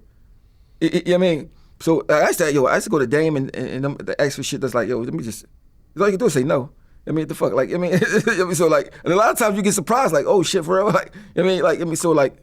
But people that are scared to ask, they usually end up doing something sneaky or something backdoor shit or something Yeah, man, listen, at the end of the day, especially in entertainment, things don't work out for you the way they work out with everyone around you sometimes. Do you feel like his videos helped you? Help me? Yeah. Yeah, and I think it helped him as well. Yeah, that's what I'm saying. So because at the end of the day, He was like, I remember seeing the videos, like, he's like, yo, yeah, it helped me become popular, but I was always popular. Well, if that's the case, you were in a group called Brand Nubian. At the time, Grand Puba was the biggest rapper out of that group. Sadat X, I think, was the second biggest rapper because both of them had solo careers. Yeah, Grand Puba was the shit. Those were the more popular people. 2025, do you see any of them around anymore? No. Doing interviews, whatever else? You know, oh, I never gave nothing. Well, you're doing Art of Dialogue interviews that I'm pretty sure you're getting paid for because of the work that I put in to help you become popular. So if he called your phone like, yo, Vlad, listen, man, I think I should have got paid for those. This is hypothetical. I just think I should have got paid for those videos that we did in the beginning, man. Look out for me. No. All right, that's different. But if you want to talk about moving forward, do something. Then yeah, we could figure out a way to pay you moving forward because these days I do pay people. You know what I'm saying? But at the time, the company was not as big. It wasn't making as much money. And there weren't that many outlets and so forth. So he even talked to me about, you know, hey, could you get paid? I'm like, at this time, I can't do it. And I told him, I remember we had a conversation about this. This is the stuff that doesn't get mentioned. At the time, he's like, yo, because remember at one point I made people sign release forms. He's like, yo, usually when I sign release forms, I get a check. And I'm like, bro, I can't do it right now. But if you don't want to do any interviews because of this, I get it and I respect it. We're still going to be friends. I'm still going to respect you. And I've done his show a bunch of times and so forth. And the biggest videos on his channel came from me. Oh, you did videos for him? Of course. Well, that's money. Of course. That's money. His biggest videos on his channel were the ones that came from me or the ones talking about me, right? But at the end of the day, like when, you know, everyone's cancel Vlad, he did a video, yeah, everyone unsubscribe from Vlad and subscribe to Lord Jamar. And he got a few extra followers because of that, but unlike the rest of us, he didn't put in the work to build up his channel. He still does it in his basement over Zoom. Quality's low, it doesn't look good, doesn't sound good. He's not consistently putting out content. And at the end of the day, if you don't hustle, just like a Dame Dash, if you don't hustle like everyone else around you, and everyone else around you is getting rich. I can't let you say that. Dame hustles, bro. I'm telling you. It might not be working, but he hustled. I'm telling you what personally me seeing with my own eyes. Like, he be doing a bunch of shit. Like, I don't know what's going on with the money side. I don't know. But he's definitely hustles hard. But this not just me saying it because that's my man, like, or whatever. But I see it with my own eyes. I don't ever know. Yeah, but when you hustle. You can hustle and it will not work out because this is a legal business. Right, I understand that. But, and it comes back to the relationships. Mm-hmm. It's like you have to hustle, and part of your hustle has to be building relationships. Mm-hmm. I think Dame thinks I'm just going to hustle and screw everyone else, and I'm going to just get there during my hustle. But if you look at why Dame got rich in the first place, it's because of his relationship with Jay-Z. Jay-Z is the reason why Dame got to where he was. You take Jay-Z out of the equation, and you don't know what's going to happen to Dame. And once Jay-Z was taken out of the equation, you saw what happened to Dame. You take Dame out of the equation in the beginning, there might not have been a Jay-Z. I get it. No, I get it. But once it got to a certain point, Jay-Z was the star of the show. Like Dame, like at one point you could have taken Dame out and Jay would have considered. Oh, I mean, look, at one point you took Dame out of the equation, Jay continued to be a bigger and bigger superstar. Jay didn't need Dame at one point. Yeah, for sure. But, you know, like people like Suge, it's like, I don't need Dr. Dre. I got Tupac. Tupac's gone. Tupac goes, and then you don't have any relationships. Death Row turned into a graveyard because he no longer had the relationships with the key people that made Death Row what it was. I think if Suge Knight was on the streets, if Suge Knight was on the streets, though, I think he could just take whatever I just think he'd still be rich and still be doing whatever he wanted to do in LA. I mean, he was not rich by the time he went to prison. I'm saying he probably would have been rich now. You know, because the internet was that shit like what year he went to jail? It was relative. The internet was popping. I'm saying, can you imagine Suge Knight with like a show or anything like shit like that? I just think he would have found a way. Plus, he'd come. Everybody got to go to LA for something most of the time if you're a big star, right? And from the way he looked from the outside looking in, he was running out he was running out there. 2018, he got locked up. Oh, was that recent? 7 years ago. It seemed like it was longer than that. 7 years ago. How much time? That's like 28 years. And out California, they really got to do the 28, or just like you get good time, earned time. Hard to say because it was a loss of life. Didn't they have something to do with Vanilla Ice album? Yeah, I didn't read Vanilla Ice about it. He basically he forced Vanilla Ice to sign over some of his rights. Suge said he'd like to talk to me on the balcony, alone. And I said, oh, okay, it's fine with me. My bodyguard stood up and he got slapped down. He slapped the bodyguards. Oh yeah. Himself or one of his guys? I hate to tell you, he slapped him so hard, made him cry, my bodyguard. That's when I went to the balcony with Suge. Okay. And he explained to me that basically I'm joining a fraternity. I go, what is this? I know who you are. I mean, I know all this, but what do you want from me? You want some money. Everything's money. What would you want from stupid little Vanilla Ice if it wasn't for money, right? So, yeah, Ice, I got Jerry Heller. I got Eazy-E. I got all these people. Arsenio Hall Eddie Murphy and all these people. I can name a list of people that pay him to be in this fraternity. I'm like, man, this sounds great. I'm like, so if I sign these papers, you guys are going to give me protection in the city. Nobody's going to mess with me. And they say, yeah, Ice, you always protected, bro. You're in the elite. Are now in the elite. You are in the club. And I go, cool, man, sign. I didn't know I was signing away publishing. This is before all the publishing. You understand? Before I got all the publishing and learned about Michael Jackson, before all that. So you have to backtrack. This is how I learned about it. And I'm like, what did I sign? What was it? Tommy was like, you did good. You're still alive. That's all you need to worry about. You made the right decision. So that should be coming forever. That Ice Baby shit was like... I don't know. See, I was living in Texas when that came out as a kid. That shit was the top. That was the top thing everywhere. Yeah, that shit was like... Vanilla Ice is wealthy, though. Yeah. Wealthy. Yeah, owns like hundreds of properties. Real estate. I see him at the show. Really wealthy. His car collection alone is like a $10 million car collection, or maybe even $20 million car collection. That one fucking song, bro, it's so crazy because I wasn't in Philly when the song was out, so I don't know how Philly took the song. But in Texas, that shit was... But I was at a school that had a lot of white people in it, so like, I mean, that shit was like, yeah, that song... Him and MC Hammer was the top two there when I was there. Yeah, the two dancers in hip-hop, and when dancing was a big deal in hip-hop, unlike now, unfortunately. Does that make you sad sometimes that dancing just isn't part of hip-hop anymore? Well, dancing was stopped in like the 90s. That's what I'm saying. I don't really don't bother me that they dancing ain't out, because sometimes dancing is like, I mean, not for you and me because we're older, but I just feel like it takes some of the fun out of hip-hop. Well, some of these new young boys in Philly that they do dancing with they raps. What's young boy name? That's true. I mean, they bringing it back. You know what I mean? But I mean, like, as a whole, like as a whole, you couldn't watch a rap video without seeing dancers. Yeah, because it was like that was the entertainment. Like, you know, Big Daddy Kane with the Scoop Scrap Lover. And, even like the hardcore, even like Eazy-E and them had dancers and stuff like that. But these days, it's like, nah, this thing is too hard to dance. It got to either be hardcore or nothing. I mean, either hard, like just drill rap, and or some outrageous shit. Like, what's the boy name from LA name? That be with Will Smith's son, the Creator. Tyler the Creator. I'd be like that shit, like him, or some like hardcore. Like, there's really no in between. Like, you know what I mean? Well, he's gay, so you know. Is he? Yeah. I thought he was in fact, that whole crew is gay. I think he was just faking it like he was gay. No, he gay. But you know what's crazy? Even if he gay, he don't give a fuck. No, he don't give a fuck. he don't give a. When he was on Hot 97. I mean, we think about it, like that whole was it Odd Future crew? I mean, he's gay. Frank Ocean is gay. Then there's that girl Sid. She's gay. You know, so it was just like a gay hip hop. It was like the first real, I think, gay hip hop crew that really popped off and really made a big impact in the culture. And I don't think anyone really cared.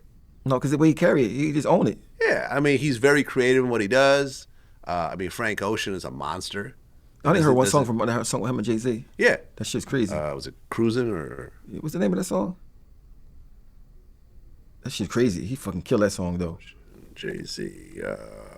Tyler the Creator don't give a fuck though. He just talks. He just don't give. So like, you can't really. The gay shit won't even work with try to belittle him with that shit. That shit won't work. Yeah, man. Listen, it is what it is. But I'm just saying. But for a person my age, the whole world is different. It's just, like, different. I ain't gonna say where. It's just like it's the world that you was different from when you was younger. Like when I was in my 20s, the world was all the way different. All the way different. Like almost every facet. Like right now, you can't watch no movie without it being gay. Almost. No movie. Yeah. None. I mean, and sometimes it don't even be part of the. It doesn't even make sense. Like, for example, you watch The Last of Us. Yeah, and even that's my favorite show right now. Yeah, I watched The Last. And there's a whole lesbian thing going on. And I'm like, is this really necessary? Like, you can even see it coming. Like. Yeah, it's like, do you really need a gay relationship right now with this? You know, these two girls. Like, what does this add to the storyline? It's just there to be there. Man, I was watching, I think it was Fargo I was watching, maybe one of the seasons of Fargo. It was like mobsters. Yeah, Fargo's dope, yeah. They get in the car, and the mobster boy just started kissing another mobster boy. They was like on a low light. I'm like, what the fuck? Out of nowhere, just And then what's the joint?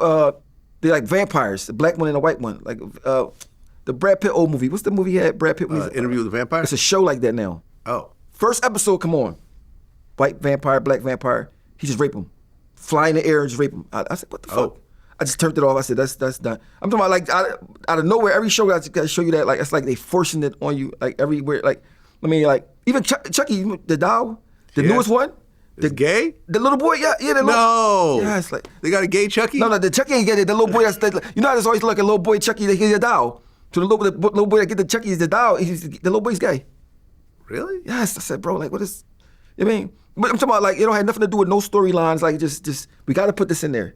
And they do a lot now too. They make like commercials, like the parents on commercials, always like different races. I don't have a problem with it, but I remember just like 2010, the Cheerios commercial, they was going crazy over the black dad on the couch with the white wife.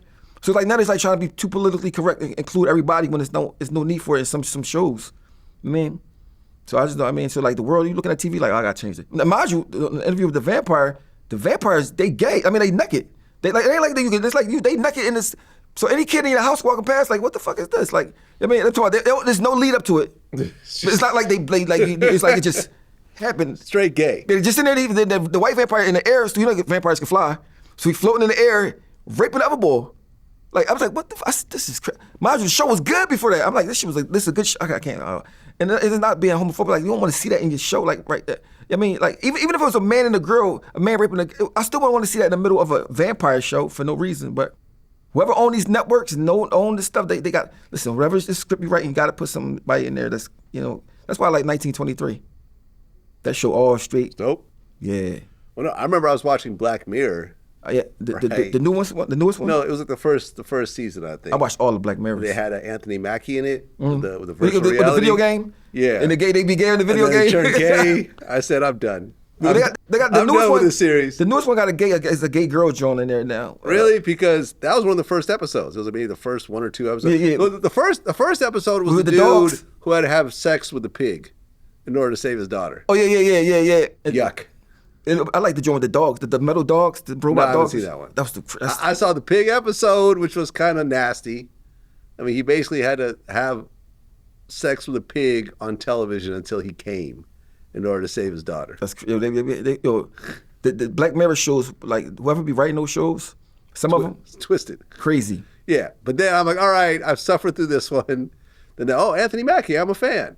Yeah, they always got And some then, stars. and then it turns into him and his homie start kissing. Yeah, we gay on the video game, so is that what is that in real life? Like Right, it was and I'm like, okay, They was addicted to the- yeah, I I've seen can't that do joint, this. yeah. Like, this is too much for So me, think you know? about in the late 90s, early 2000s. You'll never see nothing like that on TV ever.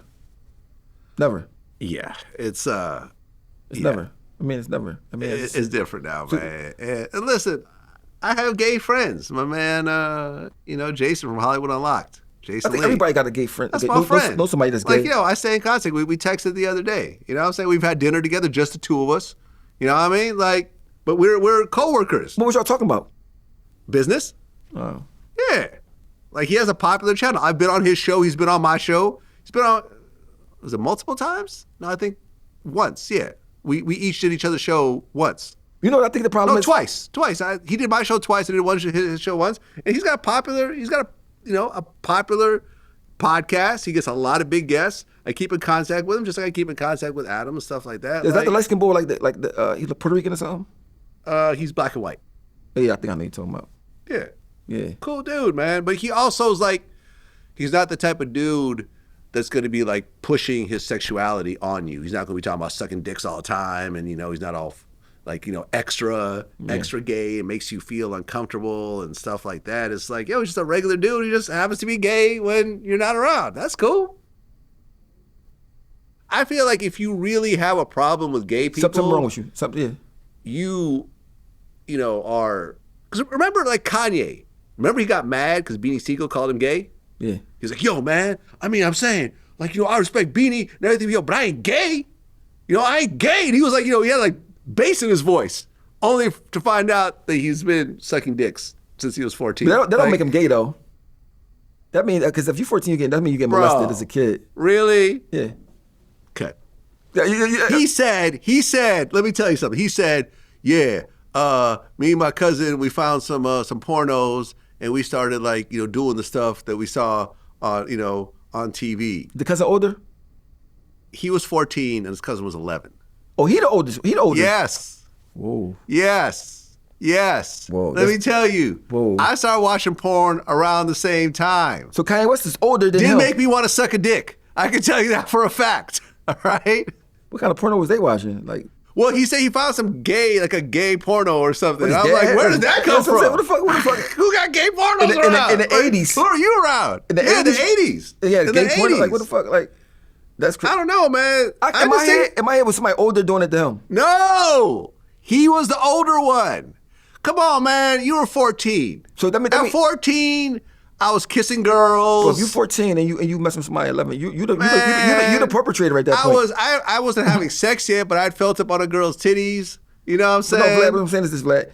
When you 11 and 14, it's only 3 years age difference, but it's a big difference when you're 11 and 14. Of course. 11 years old and a 14-year-old is a big difference. Yes. It's like a big difference. Big difference. Like, I mean, so like if you 14 and somebody 11, you're the perpetrator. If you're 14 and you sucking a dick, it's because you want to suck a dick. Yeah. Because the 11-year-old not going to cap you up to do it. You had to. At 13, that's when I first started. I started kissing girls like in maybe 5th grade. And then by like 7th, 8th grade, that's when I started like making out. But even when you were a little boy, like 10 years old, you start thinking about girls. I think maybe I had sex maybe when I was 16. Like, you know what I mean? Like it starts to move very quickly. And for me, it was moving in a heterosexual direction. Yeah, I was trying to get with girls. I was trying to have sex and everything else like that. When I had sex, I liked it. I want to have sex more. Yeah. You know what I mean? Like. But for you, I'm saying for you to be 14 and 11, you're the perpetrator. You can't say a porno made you do that because that's not normal. I feel like he's a child molester. That's not normal. Now, I guess technically they're both children, so technically, but it's like... You know, I know when I was 12, all my friends was like 15 and 16. They was like seemed so much older than me at the time. Like, because when you're that young, like, you mean, because you 11, you didn't go through puberty yet as a boy. 14, you did. So the 11-year-old don't even have a sexual drive yet because he ain't go through puberty yet. He can't even do nothing anyway. So I mean, in my head, I don't know why I just thought it was an older person because the way he said it, he was 14. So he never said the other person's age. I didn't know. No, he was 14 and his cousin was 11. I guess his cousin is in prison for murder. He's doing life. And it's like, imagine that. Like, you've been in prison. Imagine. Then you say that shit and everybody know who you are. Imagine that. Like, you brag, yeah, man, that's a problem. That's my cousin. Yeah, we grew up together. He used to, that's a problem he used to in prison. babysit me. Yo, that's my man. Music's playing. Oh, yo, that's my song right there. Yeah, I remember he played me an early version of that. Yo, that's my man. Everyone knows that's his cousin. So one day, that shit is going to be bad. You're getting up out your cell. You're going to the chow line. And everyone's looking at you. Jail learns shit faster than the streets. You know it. One person in jail find out, everybody knows. That shit's crazy. Oh my God. Yo, didn't you tell me Kanye's cousin locked up with you? Kanye sucked his dick. And you know what's crazy? Kanye West didn't even think about him in the equation. No. He was rambling. Mind you, in prison, the smallest thing, people try to take advantage of anything. Yeah. Anything. Yeah. Now you in there like, bro, you like, now people gonna come like, yo, bro, you like, well, I don't know what jail he at, with maximum, I don't know what kind of jail, but penitentiaries, some penitentiaries I was at, like, you be sucking dick for real. They looking for somebody to be sucking listen, I mean, like, bro, like. I was just in Houston, right? I interviewed this comedian named Ali Sadiq, right? He did, 5 years in prison for drug dealing. And his thing was like, don't do no gay shit around me. Right, he refused to do, he wouldn't do strip searches. Like, he would wear his underwear in the showers. Yes, that's what you do. He at one point he wanted to kill a prison guard because he made him do a strip search in front of a bunch of other people that he felt humiliated. Like, he's saying like this one gay dude like winked at him and he was like getting ready to just fuck this dude up. But there was a specific situation he talked about where he was playing dominoes with this big brolic dude, right? And and the dude was like, you know how you get a 10, right? You talk shit. He's like, yeah, 10 inches in your ass. I'm trying to test him. Yeah, he's testing him. And Ali said he just threw the dominoes off the table, walked away, and everyone's like, hey man, this dude is serious right here. Just this little dude right here. That was a test. What was testing him? Just keep your distance from him. Don't take showers around him, whatever. Ali said he caught this dude in the shower and stabbed him up. But what state was they in? Houston. Texas? Texas, yeah. Yeah, that was the test. Yeah. To see what the response. He stabbed him up because he just said, like, I don't find that funny. Yeah. Don't play with me like that. That's the one thing. We playing dominoes, and I said I didn't want to play. I said, cause y'all mouth too bad. He said, nah, man, we go do it. So we playing dominoes. I called 10, and then he played and said, 10 inches in you. That's kind of funny. I played dominoes a lot throughout my life. That's actually kind of funny. I slid all my dominoes and went to my cell, and everybody kept telling him, hey, man, you better go put on your fucking boots. And so his first punch, when I weaved up under, to the stomach, switch hand to the stomach. Now he's trying to get out. Because you leaking, now you plugged in. Because you can't get to me because I'm up under you. And I'm out. That man tried to crawl out of that shot. I'm like, nah, bruh. Because of 10 inches in me, fuck you talking to, bruh. And he's a comedian. So like you could crack jokes on me all day long, but I just don't like that gay shit. See, prison, they got subtle things they do to see if you gullible for it. Like, so it's men trying to groom another man. Yeah. So they do little shit that's different that you might, I mean, if you don't even know prison politics, you be like, fuck you do that for? Yeah, he told me an interesting story. There was like a big Mexican mafia dude, and he was walking past him. He was like, "Oh, what's up, homie?" And he, like, "Oh, excuse me." He like put his hand on his shoulder and kind of like walked past him, and that became a thing because it's like, no, you don't touch certain people. Yeah. You say excuse me, you walk around them, but you don't like put your hand on somebody, even if you think it's just normal. So they had to like work this whole situation out so it didn't escalate into a whole race riot. But in prison, it's like when you wake up in the morning, it's like you got to be on point. Yeah. Like even if you're comfortable there, everybody's still like you got to be like you got to watch what you say. How you can't play too much. It's like you would never be 100% comfortable like as though like you home. So I think years of that tension, when you do that for years, it becomes really how you are. Yeah. You start really being like, you know what I mean? Like, so like, it's not a good place to be mentally. You know what I mean? Especially when you're a person where everybody got life and shit did all this diabolical shit, you know what I mean? So you get, so like, a person that ever been in prison won't ever get the mental what they do to you. The mental shit is like, that's the part that like, yo, that and the food. Food is like your main thing you try to get in prison. Something to eat, but like you in prison with the people that did some shit that's like, you look at them like, damn, he did that. It's always unbelievable, like, I mean, like, damn. So you like gotta be on point, I mean, because in the prison I was at, it's like the guards is inside of a little cage with the door shut. The block is just ran by inmates. I mean, you can get people getting tattoos, all type of shit, illegal shit. There's no cameras on the block, so people really govern themselves. I mean, if you were to just eyeball it, I remember me and 1090 Jake were talking about this. We're just talking about like some of the people like they're involved in various murders, and it's like, I'm like, yo, like these people just do a lot of dumb shit that lead up to their eventual arrest for murder and so forth like that. Like, I mean, like I remember I interviewed Lil Woody, it was part of the YSL case, and like he said how when he was a kid, he had this really bad like head accident. And he was in a coma for a while. He comes out of the coma. He has to learn how to read and write and walk and whatever. They put him in special ed classes, and eventually I don't think he graduates high school, and he comes out. And there's probably certain issues that he's dealing with. And you give someone like that some guns and some drugs and some jewelry, and put him around a bunch of rappers. You don't really know what's going to happen. Mm-hmm. How many people do you think, when you were locked up in prison, had like, mental issues and learning disabilities and that type of thing? Bro, it's a block with all people. It's one guy, because I was a barber. So a barber hear everybody's problems, talk to everybody. So mind you, I had to cut 25 people hair a day. I did that for 2.5 years, right? So I'm talking about, I know almost everybody's story. They gave you blades? Got clippers.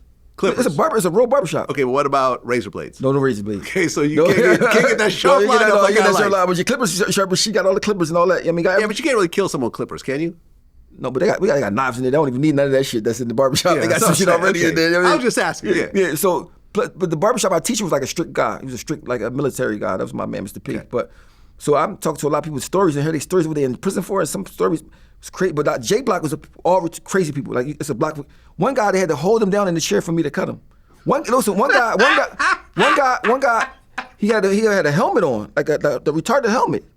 Wow. There's like it's a whole block of disabled. One guy's blind. Blind guy is in prison. So they come to your block like, how the one guy like so crazy like he like when you talk to him, say you say, well, how you doing today? He'll say some shit that don't got nothing to do with that. Like, what's up? You getting the cut? But he just say he's talking to you, but he just say shit that don't got. They like, oh, They call them J-Cats. Yeah, and the guards come sit in. When you're really crazy, the guards got to sit while you get a haircut. They got to sit right there with them. I mean, so like he's not supposed to be in jail. He not, how do you not say he's mentally disturbed but they don't have no asylums no more? So you got to for you to get. Ronald Reagan, he shut down a lot of. That's what I'm saying. So they got to come to prison. In the 80s. So every person in Pennsylvania got a crazy block. even the county Crazy jails. block. Yeah, so I was on the crazy block in the county jail before because I got smart with the guard. He asked me something about Beanie Sigel, and I'm like, man, I don't fuck you asking me for. Like, I mean, he put me on the crazy block, so I got on the block. They playing chess with no pieces. Come on, Wait. They're playing chess with no pieces. Like, I mean, So what are you doing? So there's a regular chessboard there's a chessboard. It's like with nothing on it. It was no. Just like they moving like shit and like I mean I'm like what the fuck? It took me like 10 minutes to really know what the fuck is they doing. Like I'm trying to figure out. So I'm talking about they saying good move and all that shit. That's a good move. Like they're just saying shit. Just there's nothing on the board. Just a checkerboard. And I'm like what the fuck? Like so like everybody. If you can either be on protective custody or are you crazy? I mean like my cellie he was crazy, but you can't tell at first. So he asked me to call his daughter, like, yo, I can't use the phone. Can you just call my daughter? Like, I mean, he allergic to everything. He just like, so I call his daughter. She's like, I can't believe my dad got you to fucking call me. He been fucking molesting me all the time. I said, I'm so sorry. Oh, so like, these people need to be somewhere else, but they mix them in the mix with prison. You know what I mean? Sometimes they get exploited. Like people that got autistic ways. I mean, because this one guy I know that's like kind of autistic. He got to be autistic or something. They just do it. And whatever you say, he just do it. You know what I mean? So like, I mean, you end up in the wrong prisons with no oversight, like a real racist type joint. They don't give a fuck with the survival of the fittest type joints. It could be a detriment to you. You know what I mean? Yeah. I've always tried to avoid interviewing people that are actually crazy, right? So, for example, I'll tell you an interesting story. So, did you hear of this woman named Onijah Robinson? No. She was the black lady from New York. That was they showed up in Pakistan. I seen her because she was supposed to marry some 19-year-old guy. Asking for money. Right, and she wanted $10,000 a day and so forth. What happened to her? Did they lock her up? She got back to New York. We had an interview planned with her. And I'm like, okay, I usually try to avoid crazy, but she's an international sensation. Maybe it's an act. I don't know. So forth. Let's just see how this plays out, right? It fell in our lap. It was supposed to be here in New York. My staff came in. We're waiting. So, the interview was supposed to happen at like 2. 2 o'clock comes, like, oh, she's still doing her makeup and her wardrobe. I'm like, all right, that's cool. We understand. She'll be there by 2:30. 2:30 comes, 3 o'clock comes. I think it's that we're at like 3:30 now. And they're like, okay, we put her in a car. She's on her way to the studio. Like, okay, great, we're ready. We get a text maybe 20 minutes later saying, once she got in the car, she told the driver to take her to a different address. But listen, when I saw that lady from New York and over there, I think they was gonna kill her. They were nice to her. I'm saying, but I didn't. She in a Muslim country. She was smoking a cigarette. She was just talking. I'm like, so I didn't know what the vibe was at first, but I just saw her talking. Yeah. Them countries they chop your hand off for stealing type of shit. I said, yo, she's playing with her life. Then she was talking shit. Yeah. She was like, I want to meet his family. Which family? He got me. Mind you, she said the guy was like 19. She met online. Yes. She was like 33. So I was like, yo, I could tell she wasn't acting. No, man, listen. She got in the car and just went somewhere else. They're like, do you want to reschedule? I'm like, no, I don't want to reschedule. She from New York? I think so. She need a show. But she's crazy. I mean, she's crazy. People are like, she probably told a cab driver taking her to Pakistan. Like, she probably so crazy she can't even formulate. Like I mean, look, Orlando Brown. Yo, he's crazy. I was thinking of him in my head. Like, I don't think I interviewed him. You think he's really crazy or he's faking it? No, he's crazy because I interviewed him and I got to be around him off camera, and there's no difference in how he acts on camera and off camera. He's really crazy in real life. Jaguar Wright, she's crazy in real life. My man Terrence Gangster Williams, he did an interview with her, I think in Dallas. So they had dinner afterwards, and I'm like, is she like this off camera? He goes, yes, she's like this off camera. She's crazy. You have crazy people. Brian McKnight is suing her right now. Why? What is she accused him of? Let me see. Why would he? Jaguar, right? She talks shit about everybody. I mean, I don't understand why he would feel special enough to start her. What the fuck could she said about him? Like, she say, anytime she said, listen, when she said that Common stuck his dick in her mouth, I just, even me not knowing them or what happened, I just feel like, Common, like I just, that's all that she just be saying anything, I think. I mean, like, so. Yeah, I mean, she claimed that he hired prostitutes and abused them. Also claimed that he abused his ex-wife. Some shit she be getting right, though. You know, and all this type of weird stuff. Some shit she get right, yo. I mean, listen, if you say enough crazy things, at some point one of them will come true. Like, she had a tape of 2 men having sex, right? She said there was Meek and somebody else, Puff Daddy. She had a tape. You could audio. You can hear it. She played it. It was like audio, right? Then the guys that who really was on the tape came out like, that's not dumb. That was from a movie, like. Right. Look, she claimed. Remember when I was on Piers Morgan with her? She claimed that Jay-Z and Beyonce drugged people and put them on planes. Piers Morgan had to apologize and take down the part of the clip. Like, come on. You know what's crazy though? Even say if they really did that, nobody still wouldn't believe it. So her saying it like, you really think that Jay-Z and Beyonce are kidnapping, drugging people and putting them on planes? Come on. No, I don't think that. No, I'm saying, but does anyone think that? Of course, somebody's going to think it. You know why? Because stranger things is happening in this world. You know what I mean? What are they going to do with the people once they get them off the plane? I have no idea. I'm just saying, like, you see the football player talking about the Beyonce. Beyonce was at a party talking about underage people and all that. It's like a football player. So what I'm saying is, man, a lot of this stuff. But here's the thing, right? Brian McKnight is suing her. Yeah. Last I checked, she lived in a U-Haul truck, right? So here's what's going to happen. He's going to sue her. She's not going to reply. He's going to either go to court. He's going to go to court. She's not going to show up.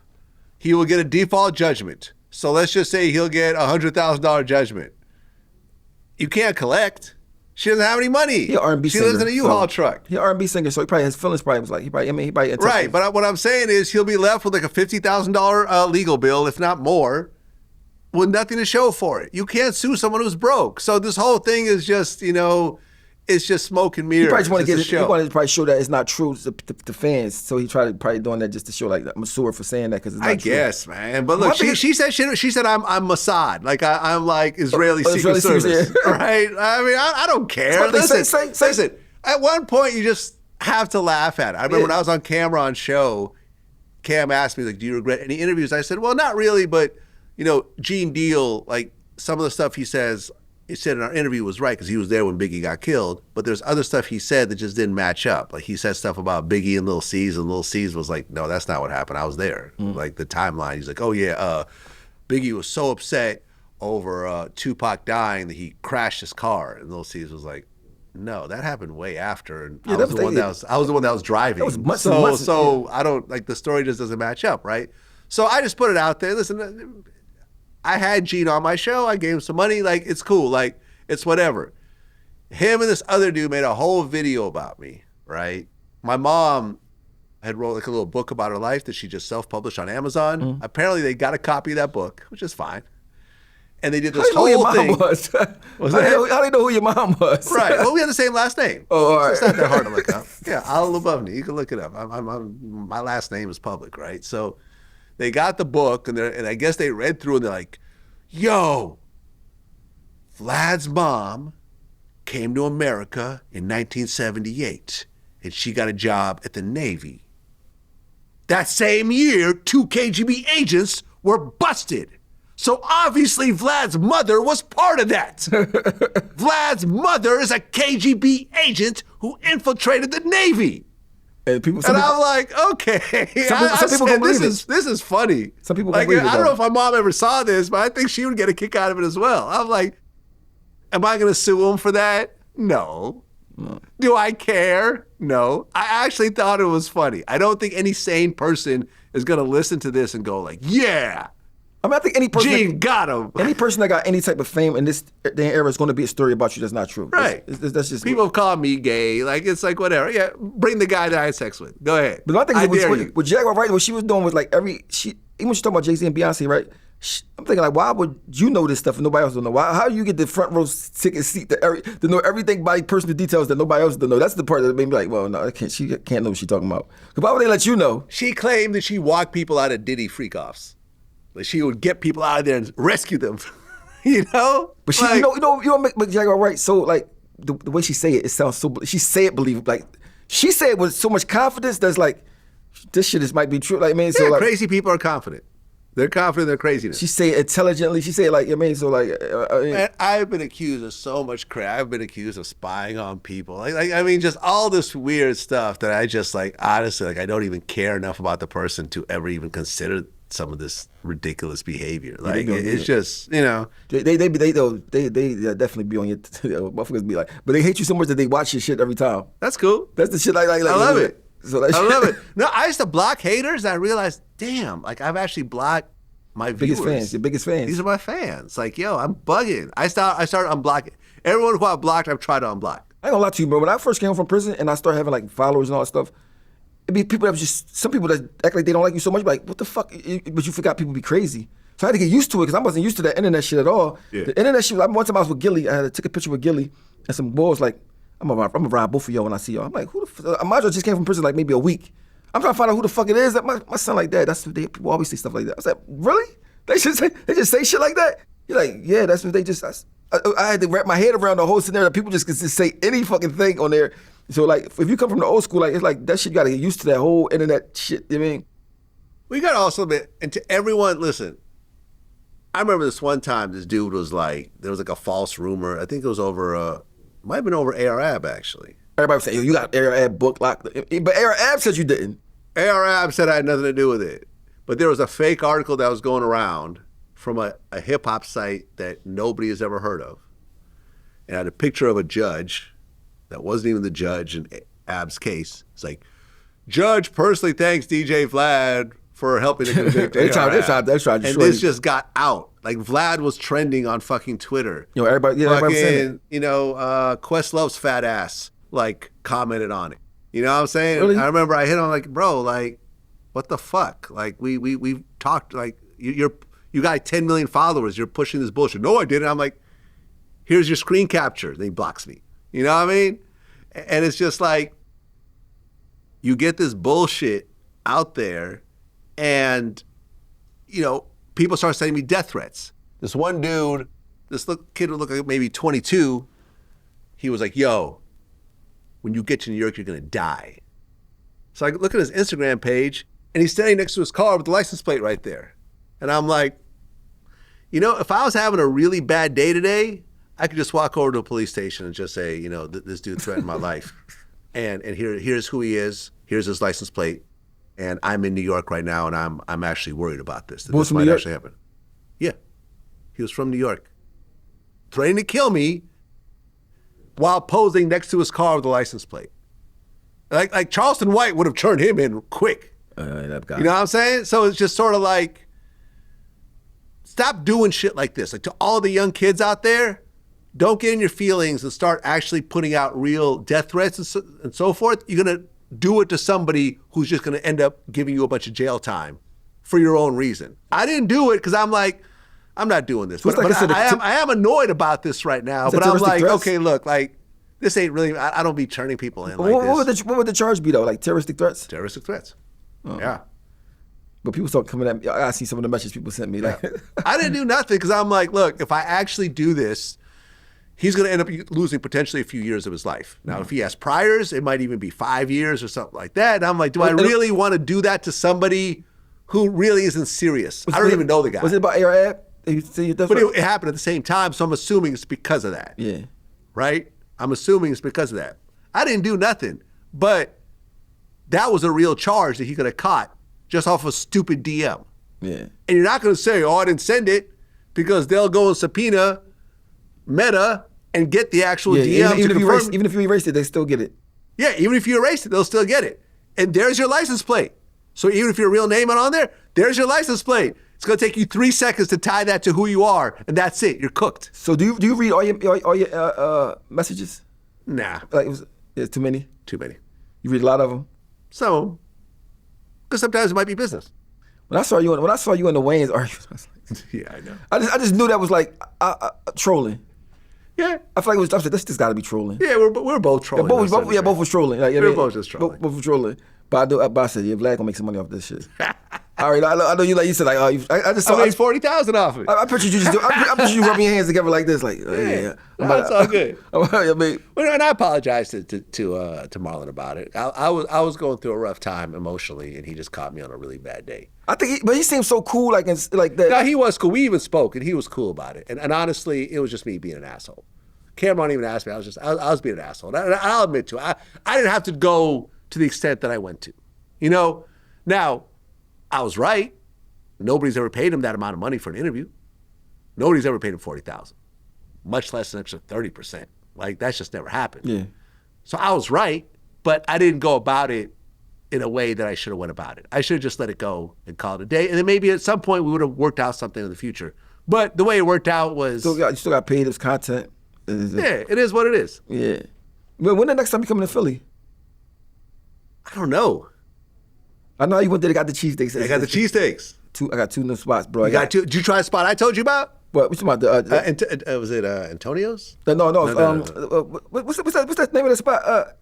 The cheesesteak spot? Angelo's. Angelo's, yeah. No, every time I go to the lines, be too crazy. I know. Listen, but it's worth it. But listen, they're trying to get it shut down now. What? They said it because the people sitting on people's steps around there, like yeah, no, it was kind of a mess. People come out of is a town. mess. They said it is a mess. You can't even call them. No, what they should do is just get a bigger location.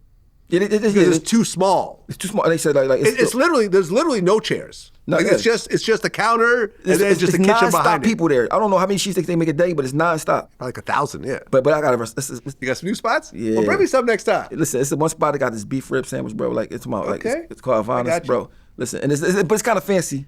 All right. It's kind of fancy. Then it's a little lucky spot called Bella. It's like a City Line Avenue. It's a little bar. I mean, chef. I like Philly, man. You come to Philly. So now I don't know if you be in a hotel where you be at. I mean, because you know you take it to go, whatever. You know what I mean? They got oxtail pizza. I don't know. I mean, okay. I mean, so like they got. I mean, so yeah. I said I got to put my man on these joints right here, man.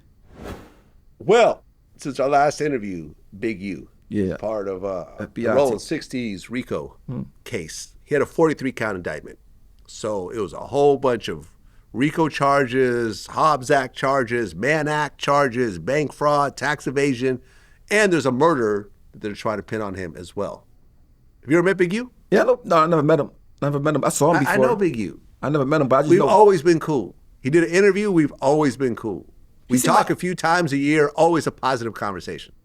But for some reason, they wanted him. Maybe he got too much power. I don't know. I don't know for sure. You know, LA is a whole different type of vibe from the East Coast, but it's like everybody turned on him like since he's been locked up. I've seen a lot of videos of people talking bad about him. Yeah, I mean, I remember Whack 100 in our last interview. He's like, yo, man, people saying that someone's pressuring you to speak positively about Big U. I'm like, nah, we were in a good space when he got locked up. I'm supposed to, turn on him after we've had only positive experiences? Like, nah, that's not me. Just like my man Taxstone. You know, that's my man. Yeah. I'm never going to just turn on him just because. How much time he got? Ooh, 35 years? Do we? Yeah, I did Taxstone podcast, John. Oh, hey, Taxstone's my man. Hold on, let me see. Damn, 35. That's with the boys with the Troy Ave thing, right? Yep. 35 years. Troy Ave told on him or something. They said that, right? Of course, took the stand on him. It said what? Like this, like. Say he was a shooter. I mean, but it was on tape. No, wasn't on tape. Oh, Troy Ave on the tape shooting, right? Somebody was on the tape in the club shooting. Yeah, like there's a video of Troy Ave chasing after Taxstone shooting at him. So he got charged for that. But the actual shooting where Banger got killed is not on tape. It's a whole different. Oh, it's a different thing. Well, it was a room where there was no cameras. Oh, all right, yeah, because I see like somebody shoot the Taxstone. No, that was like kind of like 35 years. 35 years. Damn. You know how much time you would have gotten in Florida? Probably none. 0. Stand your ground. Stand your ground. That stand your ground shit is crazy. Yeah, I interviewed Lil Tim, who killed King Von. Stand your ground. Stand your ground. Case dismissed. That shit is crazy.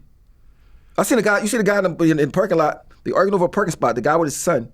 So he walked over to it was like older white guy, black boy went over there and slapped him, killed him right in front of his son. Stand your ground. Like. Yeah, I just interviewed this dude, Derek Grace. I don't know, you know who he is? He's like this like motivational speaker dude from Florida. He got a bunch of face tattoos, got like a bunch of kids. He lift weights and shit? No. No, he's a little... I'm talking about the boy from L.A. Yeah, no, he's a little stocky, but, you know, he talked about a situation he got into with his baby mother's mother and her brother, and a whole altercation turned out, and they got out of the car to confront him, and he pulled out a gun and said, stop, and they kept rushing towards him. He said he shot off his mother-in-law's pinky. Stand your ground. And I think shot the dude in the shoulder. And ain't getting charged at all. Stand your ground. But he could prove that they were approaching him, that he was telling them to back off, and they got out of the car and approached him. Or I think that they try to, no, I think he was in the car and they tried to open the door to get at him. And he had his 3-year-old daughter in the back, so he was shooting around his daughter, so the whole thing is crazy. And the son comes to the passenger door, but he doesn't open it yet. And I've known mom since I was 10 years old. Like, we go way back. Like, this is like my family. So I tell her, I'm like, look, Derek in the back seat, like, y'all better chill. And I vividly remember her looking at me and snickering, like she shrugged her shoulders, like, I don't give a damn. And when she did that, like, I'm not gonna lie, my mind just went to another place, like, well, fuck it. If none of us care, then, you know, none of us care. So when the son comes to the pasture, I'm like, bro, if you open the door, I'm gonna kill you. And I just remember he said some bravado movie line, like he done seen everything but death anyway, or something along them lines, and he opened the door anyway. And man, he got the first swing off. I leaned to the left towards the driver's seat. And I remember I had the Glock facing down in the holster. I gave it a little pressure, it popped out. I leaned to the left with my left arm. I started shooting out the passenger door. Mom attempts to run over simultaneously and puts her hand up.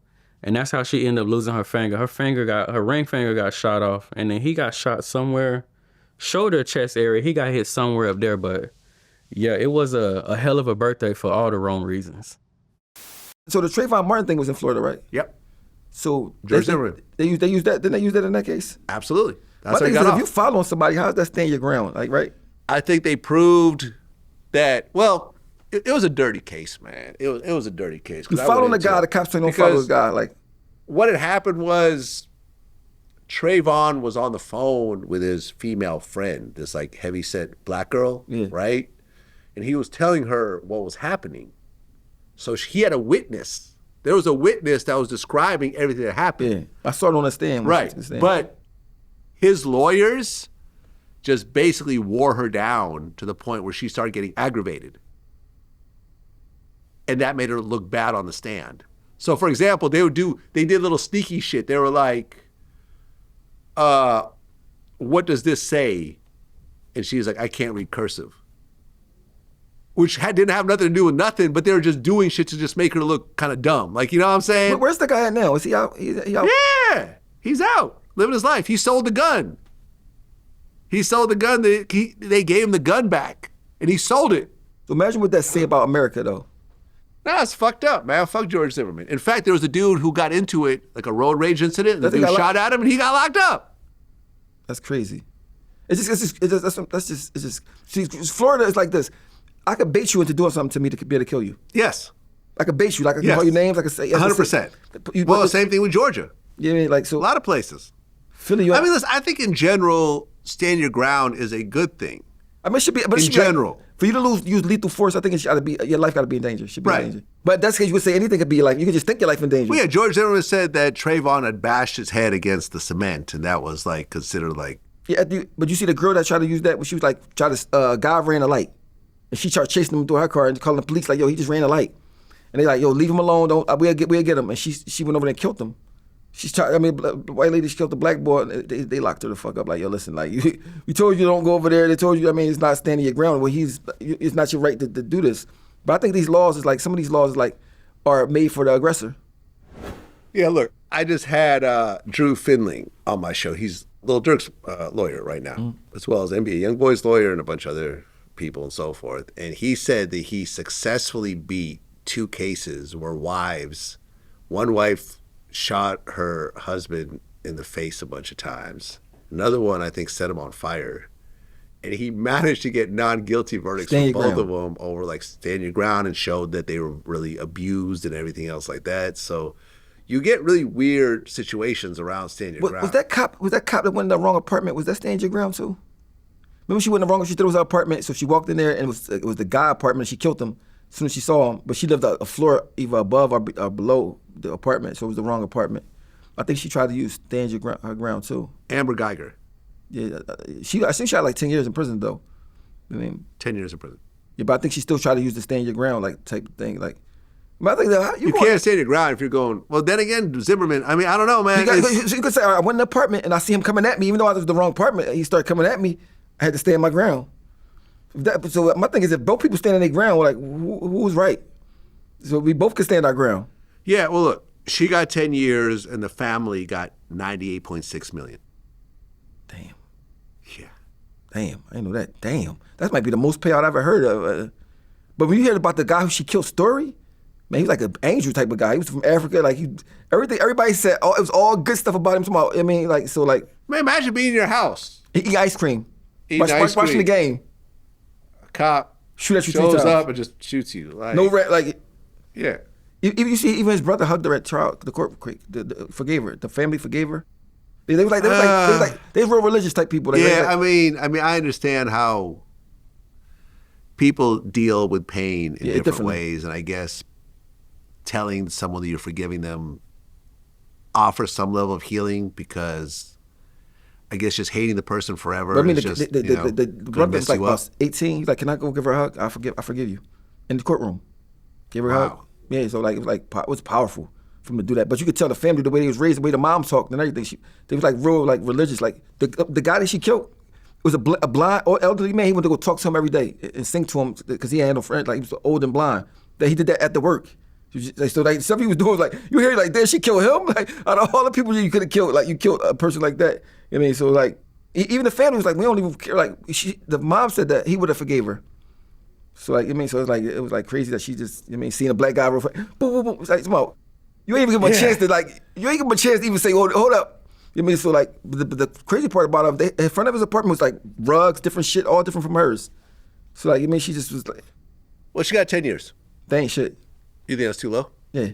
Yeah. 10 years, you get 10 years for a little bit of crack. Yeah. I just did. What would you think would be fair for her? 30. I say 30 because you came in my house and killed me. Yeah. I'm in my house. Like I guess some people would say 30 is a lot because it wasn't like it was a premeditated murder. What kind of? It was almost like a manslaughter. Premeditated only say, all right, say your mind frame is that if he looked different, she probably wouldn't have killed him. Yeah, if it was a little white guy or a girl. Yeah, anything. So my thing is, you either scared. You're a police officer. You're supposed to be trained for stuff like that under pressure. You're a cop. You see this guy, imagine, ain't like he armed, he in his house, like he eating ice cream. You kill him from the rip, like tomorrow, no, they said he was in a kneeling position, like, and then one bullet missed him, like, so like you really killed this man. Then you ain't give him no mouth to mouth and you text your boyfriend instead of calling the cops at first. So my thing is just like, bro, if you're a cop, if you walk in an apartment, like the wrong apartment, the first thing is like, well, what the fuck's going on? She just killed him. Well, I don't think she got into that. I think she was like she got shut in. The door was open. The door was locked? The door was open. Oh, it was open? Yeah, she walked in. And killed him in the living room. All right, everyone who's listening to this right now, I didn't know about that. Yeah. And I know people that do this. They're like, hey, yes, come over. My door is open. Like, lock your door. I'll knock. But they said the door's kind of them apartment buildings. Sometimes if you keep messing with it, it'll open anyway. Oh, okay. I never leave my door unlocked, ever. But sometimes when you live a certain lifestyle, and I live in mansions. I don't leave my door unlocked. He's from a different country, so like he like probably like Well, listen, you're in America. Lock your door. Yeah, well, it's too late. It's crazy though. Out of all the people that do bad shit that's out in the streets doing this and doing that, it's still living. For him to just die like that and just like it's saying a lot about like what's fair in life. If life is fair. He wasn't bothering nobody in the house eating ice cream. A cop come in his house and kill him. And then she got 10 years. 10 years she gonna be out. 10 years not long, for real. I just did 3 to 6 years for a little bit of marijuana. 3 to 6 years. Yeah. You got 10 years for killing somebody in their house. Let me would have killed somebody in their house, it's over. Ed got, 45 years, nobody died. Yep. He got 45 years, nobody died. Yep. So 10 years to me is like 10 years. But I thought she a cop, so I thought she wasn't gonna get nothing. No, I feel you. I would say 20. R. Kelly got 30. So I'm just going by the fair time that they be giving out. Yeah. But R. Kelly got 30 and nobody died. Child molestation is serious, though. Yeah, but Yeah. You can't leave someone like that out. But in the his 30 street. is not just for, it's like for even the older ladies. Because you gotta, come on, if R. Kelly worked at Home Depot, he would never be able to have girls just coming there waiting for him and just doing this and doing. They were doing it because he's R. Kelly. Yeah. I mean, so like, okay, I'm R. Kelly, it was groupies, some of them, I'm not saying all of them, but the kids think I understand you're getting time for it. I mean, but 30 years is the rest of your life. Yeah, pretty much. But she got 10 and she killed somebody.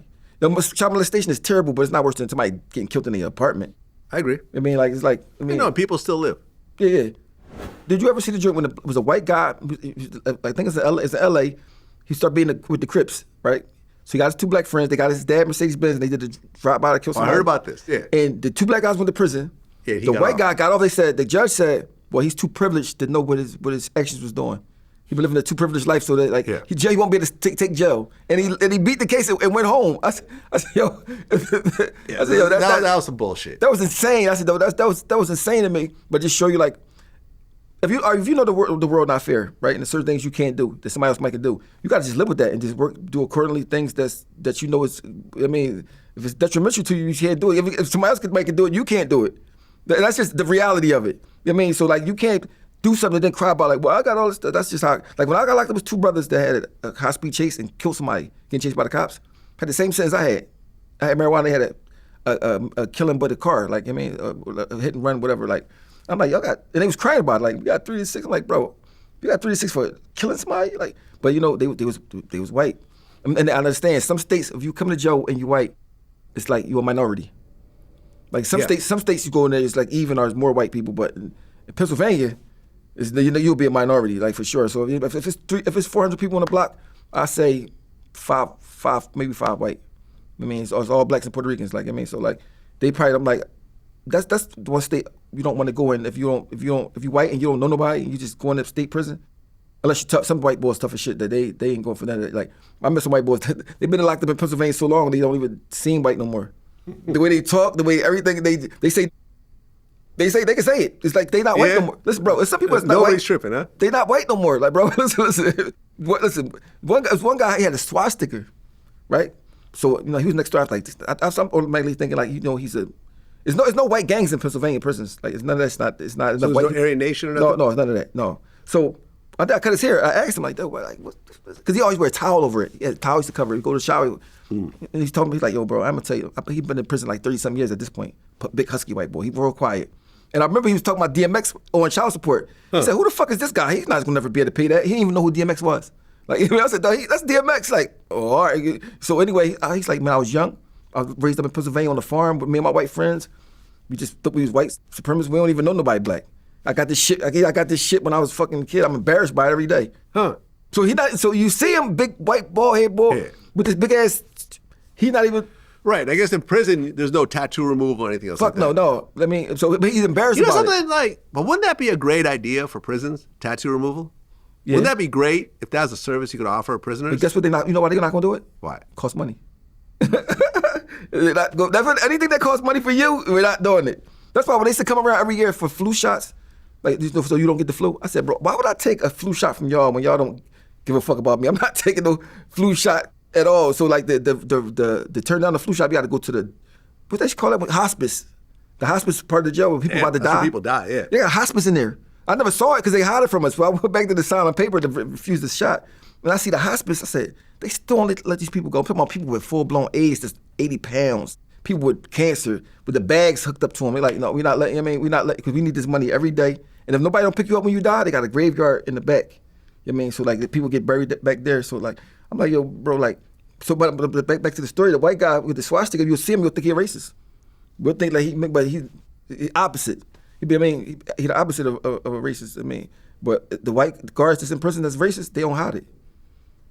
When you get to Camp Hill, the first thing they said was, mind you, it's all black, like probably like 200 of us on the bus. The white guy said to the black guards, the white guard and the black guard, he said, what do blacks and apples got in common? But everybody like, what the fuck are you talking about? They both look good hanging from trees. He said that in front of everybody, so what they try to do is to get you to see who gonna react, who gonna do something, and then they're gonna fucking trash you, put you in a hole, charge you. You know what I mean? So like prisoners are joining, it's all mental. I mean, I got to join a prison called reckless eyeballing. That means a guard could just say, yo, why you look at me like that? Yeah, why you looking at me? Yeah. Give me an ID. But a lot of times they just use that they don't like you and just make up whatever. I mean, give me an ID. So in jail, so imagine if you get a write-up, you don't go home. So if you got, say you got 5 to 10 years, and you go to parole for your 5th year, and then you get a write-up for anything, you're not going home that year. You gotta wait the next year. So some guards, if they don't like you, they just like, give me your ID. If they tell you to get your ID, boys, like, oh my God, this shit is, you know what I mean? So, and there's nothing you could, one time it was raining, pouring down raining, and I'm walking outside, because you gotta go from one block to another block. Almost get to the door, the guard like, mind you got a rain jacket on, a rain hat, all this shit. I got on a t-shirt. I'm soaking wet, because you can't run. You're not allowed to run like, so I'm trying to walk fast, he's like, yo, come here.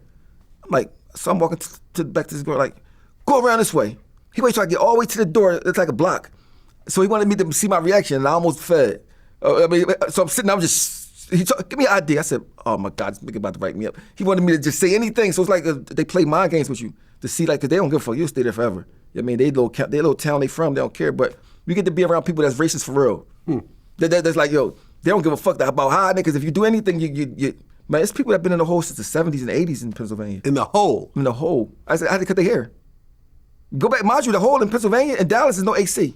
No air conditioners. So it's bars and it's glass on top of the bars. So niggas be back there in the underwear. So like the people in the hole get a cut like every couple, like 6 months.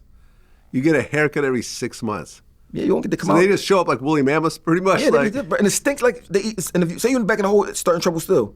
You eat a loaf, something called a loaf. They just put some shit in there and make it like a loaf of bread, and they just give it to you once a day.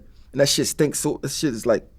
So every time I used to cut hair in the hole, I was like, yo, this shit. So one guy here I used to cut. He was in the hole like since probably before I was born, right? Or maybe like when I was a kid. When the TV playing, you can't see it, but you can hear it. He know every commercial. He say it with it.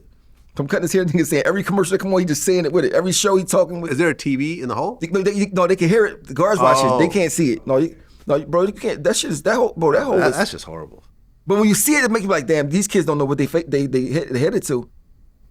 Well, that actually comes to my next topic. Tay-K. You know about this story? What about it?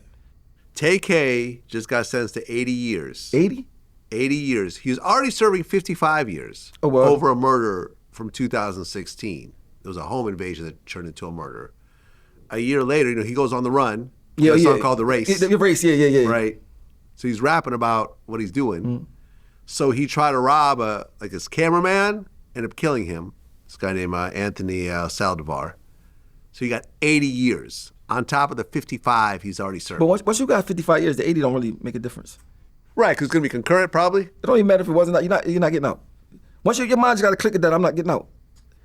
Right, I actually made a tweet that went viral, got like over 1 million views. I said, Tay-K is getting released in the year 2105. He'll be 104 years old. But keep that in mind when you decide to crash out over some stupid shit. All you got to do is look at the guy that was, I told you last time, the guy that was in Pennsylvania prison, the longest serving juvenile. He was in jail in 1952, got out a couple years ago. Yeah, we talked about it last time. So that alone to show you, imagine if you go to jail 15 and they don't care about you being 15. 15 years old and you get out, you're 80. I mean, that's a story to make you be like, all right, but let me just, imagine Pennsylvania, the way they do it, say us three when they did a murder. I did it, but y'all was just there. Y'all get life too. We all get life. Even if y'all ain't pull the trigger, y'all gotta prove that y'all ain't know I was gonna pull the trigger.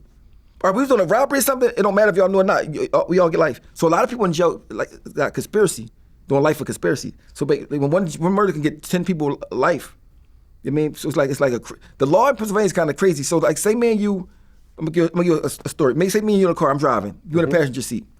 We see a motorcycle, you get out and take the motorcycle, and you leave. The boy on the motorcycle call the cops and they say my car, he carjacked him for his motorcycle. The cops see me, chase me, I crash and kill some kids. You on a motorcycle, you go on, you got away. They lock me up for murder, but then they come get you 6 months later for the murder too, even though you wasn't even there. They say it all happened in the same string of actions that killed the. So I didn't crash and kill people. You wasn't even in the car. My man got life for that. Let me ask you a question. I asked Mato the same question, and he just danced around the answer, right? Because, we've talked before. You're anti-snitching, right? So, not for a person that's a regular citizen. I mean, that's what the police for. If you. Oh, okay, but so let's talk about this instance right here, right? My cameraman right here, Mitchell, right to my right. I have him turn off the cameras, and I beat him up real bad. He calls the police, and he says Oschino was the one that beat me up. I'm not gonna say you did it. Can't say you did it. So they'll say who did it. I ain't do it. But my lawyer.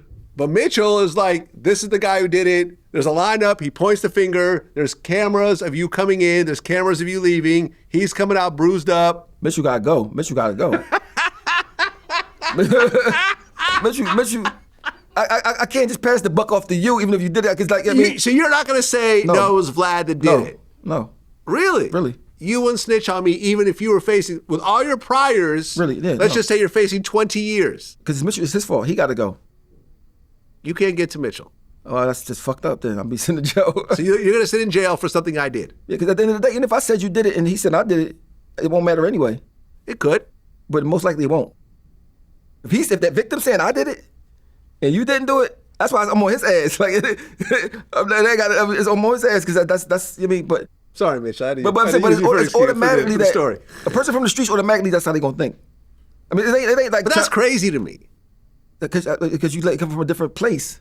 Because if you did it and Mitchell said that I did it, I would say that you did it. But then they lock when we be in the same jail then because we both gonna be in jail. And then your ass is done for real. Like, that's your ass. Listen, I'm not gonna do a bunch of years. But no, you might over not some live. shit I didn't do. But listen. If you say St. Instance, okay, he got beat up, right? Yes. You did it, but he said I did it, right? But I say, all right, no, well, Vlad did it. We all gonna be locked up. Both of us gonna be locked up. But I know you did it for real. You gonna tell? You gotta go now because now you violated me now by telling on me. I mean, like, bro, you gotta go. See, my thing is this: if Mitchell got beat up, me lying, Mitchell gotta go. You ain't got nothing to do with it. Look, I mean, this is based on a real world story because my son. You know, back when, we used to talk, he used to always tell me about a story, which he even said on camera at certain times. He was the hot rapper in New York. He had a deal with Violator. He just had a hot verse. He had a record deal. He just had a son, I think, and he was hanging out with his friends. They ended up beating up and robbing a cab driver. The cab driver pointed him as the assailant. He didn't do it. To this day, all the years I knew him, he always said, I didn't do it. There's no point in me saying. Did he do time for it? 7 years. Yeah, that's what he can't say. He can't tell him. 7 years. And I remember saying, like, did the guys who actually did it, did they ever come forward? He goes, well, at one point they were considering it, but ultimately they didn't do it. But he ended up doing 7 years over some shit that to this day wasn't a murder. It wasn't like a kidnapping. It was just cab driver got beat up and, had some money stolen. He said it was his friends that did it, but based on his philosophies of not snitching, not cooperating, and so forth, he could not bring himself to say, it wouldn't have I worked didn't anyway. do it. It wouldn't have worked. Like, for instance, I got 3 homies. 2 of them, they did a home invasion. The third one, they was in a rap group, though. The third one, they come get off from work. After they did the home invasion, when they got home from off work, they go to the nightclub to go perform. The people that they robbed in the home invasion, they call the cops, they come see all 3 of them, lock all 3 of them up. They said, he wasn't with us when we did it. They took a deal for 10 to 20. Yeah. The guy named Omar, he's like, man, I didn't have nothing to do with that. I'm not taking no deal. He ended up getting 55 to 110. 55 years to 110 years. He in prison right now. They out. He didn't do it. He didn't do it. And the people that even got the home invasion know he didn't do it, but they like, fuck it, they all together, they did it. So my homies, like, they tried to get him out. My was in the same prison as him when they got out. He in the same prison with them, seen them leave. Because they left when I was in prison, and he's still sitting with 45 years left. Because my thing is, once they say you did a crime, your word not valid. So it don't matter what you say, now it's about the victim. So whatever the victim say, listen, I'm still going to say it. You say it. I'm still going to say it, and I'm hoping, okay, let's do DNA. You know what I'm saying? If I didn't do it, okay, so if I did it, okay, so for example, right, it'd be like, okay, if I did it and Vlad didn't do it, look at my hands. Do you see any marks on my hands? Let's look at his hands. Is there any marks on Vlad's hands? Let me tell you what you There's a bunch of scrapes and bruises on my hands. Let me tell you what you Okay, missing, starting though. to look a little different now. Say what you missing. They don't give a fuck about none of that. But they like me for murder, bro. That I don't even know the person. I said, can I get a lie detector test? Can I get a lineup? Man, get the fuck. You don't get. You don't exist. Your words don't matter. You don't give a fuck about. Go to jail. Get in the cell. Shut up. That's it. I'm talking about you be sitting there like with all these But ideas. you beat it though. Yeah, but I sat in jail for I had a Brian McMonagle, a good lawyer. I had money to pay for a good lawyer. If I didn't, who fucking knows, right? But I'm just saying, like, but the thing is, I was in jail for 100% innocent. And not only that, the next time I got locked up for something I didn't do, they felt me guilty on the strength of that case. So my thing is this: once you don't have a voice, they look at you as the cops already have. They figure you figured out. They say you did it. They don't care. They don't want to hear nothing about you not doing it. Anything they gonna fuck you up. First 48 ain't real. When the cops question you about homicide, you don't tell them. They fuck you up in them rooms. Like all that shit. They ain't how it really go in real life. And not in Pennsylvania. So you could be innocent. They don't give a fuck about that. They almost make you mad. They always get mad at you for saying you ain't do it. Like you ain't do it. Like shut. So whatever the victim say, that's what it is. So the victim is the only person that got a voice. So the victim, like for instance, a Chinese store got robbed. They said, "This the guy? She riding in the back of the police car. That's him." It wasn't even him. He got 5 years. I mean, he like, but I ain't rob. I wasn't even in your store. But the victim, because a person saying you did it is hard to beat. It don't matter. A person could just say, man, he did whatever. You got to have an alibi. You got to have I mean, it's like you're guilty before you proven innocent. I mean, so like, mind you, I was in jail with no bail. I mean, they trying to give me the death penalty. I mean, by just somebody saying I did something. So you were sitting in jail, facing the death penalty. Over something you absolutely did not do. Imagine, how do you wake up in the morning with that over your head? That shit mess with your soul. Mess with your soul. Yeah, especially when you see people that didn't do it, that ain't do it, that's getting 45 to 90s in life in prison because some cases I know who did it. I mean, somebody else locked up for it and getting the time. So that's when you start talking to God, man. Like, it's like, mind you, when you got that kind of case in the county jail where I was at, you can't even get a prison job. So you sitting right in one spot just soaking with this shit like, boy, what the fuck, man, you might not never get out. They offer you a deal for life. You go, do you want a deal for life? Like, what the fuck? How did it feel when they finally overturned it? Relief, man. Like, that shit was like, yo. Was that the best day of your life? No, but what close to one? But if I knew what I knew now, I would have sued. You know what I mean? Oh. My lawyer said, listen, if you're gonna be still out here selling drugs and doing stuff, don't sue, because they're gonna be on your ass. So I said, all right, I'm not gonna sue. I got my rap shit. I'm just going. Man, they fucking me. Like, they locked me for a robbery I ain't do. Got found guilty for it. You know what I mean? And the judge even says, I don't think you did this, but I think you did that murder and got away with it. You know what I mean? So, so like, I've been in prison twice for something I ain't do. Like, I'm talking about sitting there and you can't get out. I mean, the shit is it's it's one of the most hurtful things ever. Is that when you're in jail for something you ain't do, that shit hurt. Every day it hurt. Everything you missing, you like, damn, I ain't even supposed to be in. And then when you say you ain't supposed to be in there, they let the guards laugh like, nigga, everybody say that. You know what I mean? So it's like, yeah, everyone in this jail is innocent. But see, the inmates kind of know who innocent and who not most of the time. So people knew that you didn't do it. Yeah, I mean, because the person who I don't even know him at all. But say you don't have no job. They said, well, where was you at August 28th? Okay, so let me ask you a question.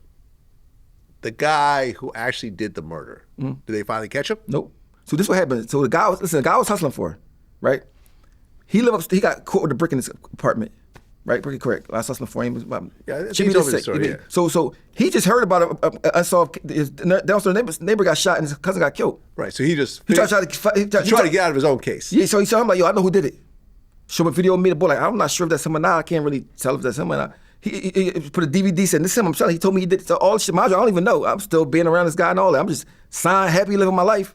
But they haven't really enough evidence yet. I don't know what made them feel like they had enough evidence to lock me up. So they was trying to get me locked up for a while. So then they got the boy that got shot to finally say it was me.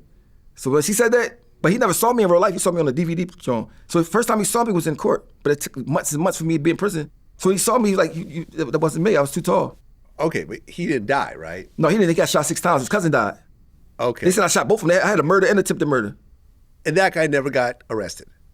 The actual shooter? No, nobody, to this day, nobody knows who did it. Okay, so I don't want you to say any names, but do you know who it is? No, because we got shot. I don't even know. You know, like the streets talk and all that. No idea. Whoever did that was an assassin that just did that shit and just, I mean, it was like a spirit of the moment type thing. They said it was a fender bender. Oh, it's like a road rage incident. I didn't even have a fucking car. I said, fender bender, the fuck, like. So let me tell you why they don't talk to you don't talk to the police, right? They said the person that did it was in an IROC Z. Remember the IROC Z car? Yeah. I said, IROC Z? I don't have an IROC Z. My first car was a Cadillac. But I didn't have a car at the time. They switched it from IROC Z to a Cadillac. Oh, they changed the story. They changed it. That's crazy. That's why I say, talk to your lawyer, don't say shit. You mean? So I'm sitting in the jail, like, you mean, and for the shit, when I finally see the boy that got shot that lived, you mean, he was like, wouldn't look at me at first, like, because he must know he made mistakes as soon as he saw me. Well, he got you off. Yeah, because I said, yo, when I walked in the courtroom, I said, yo, I don't even fucking know you. I never saw you. I started snapping. He took me back out. Said, if you say one more thing, you going to have a court without you.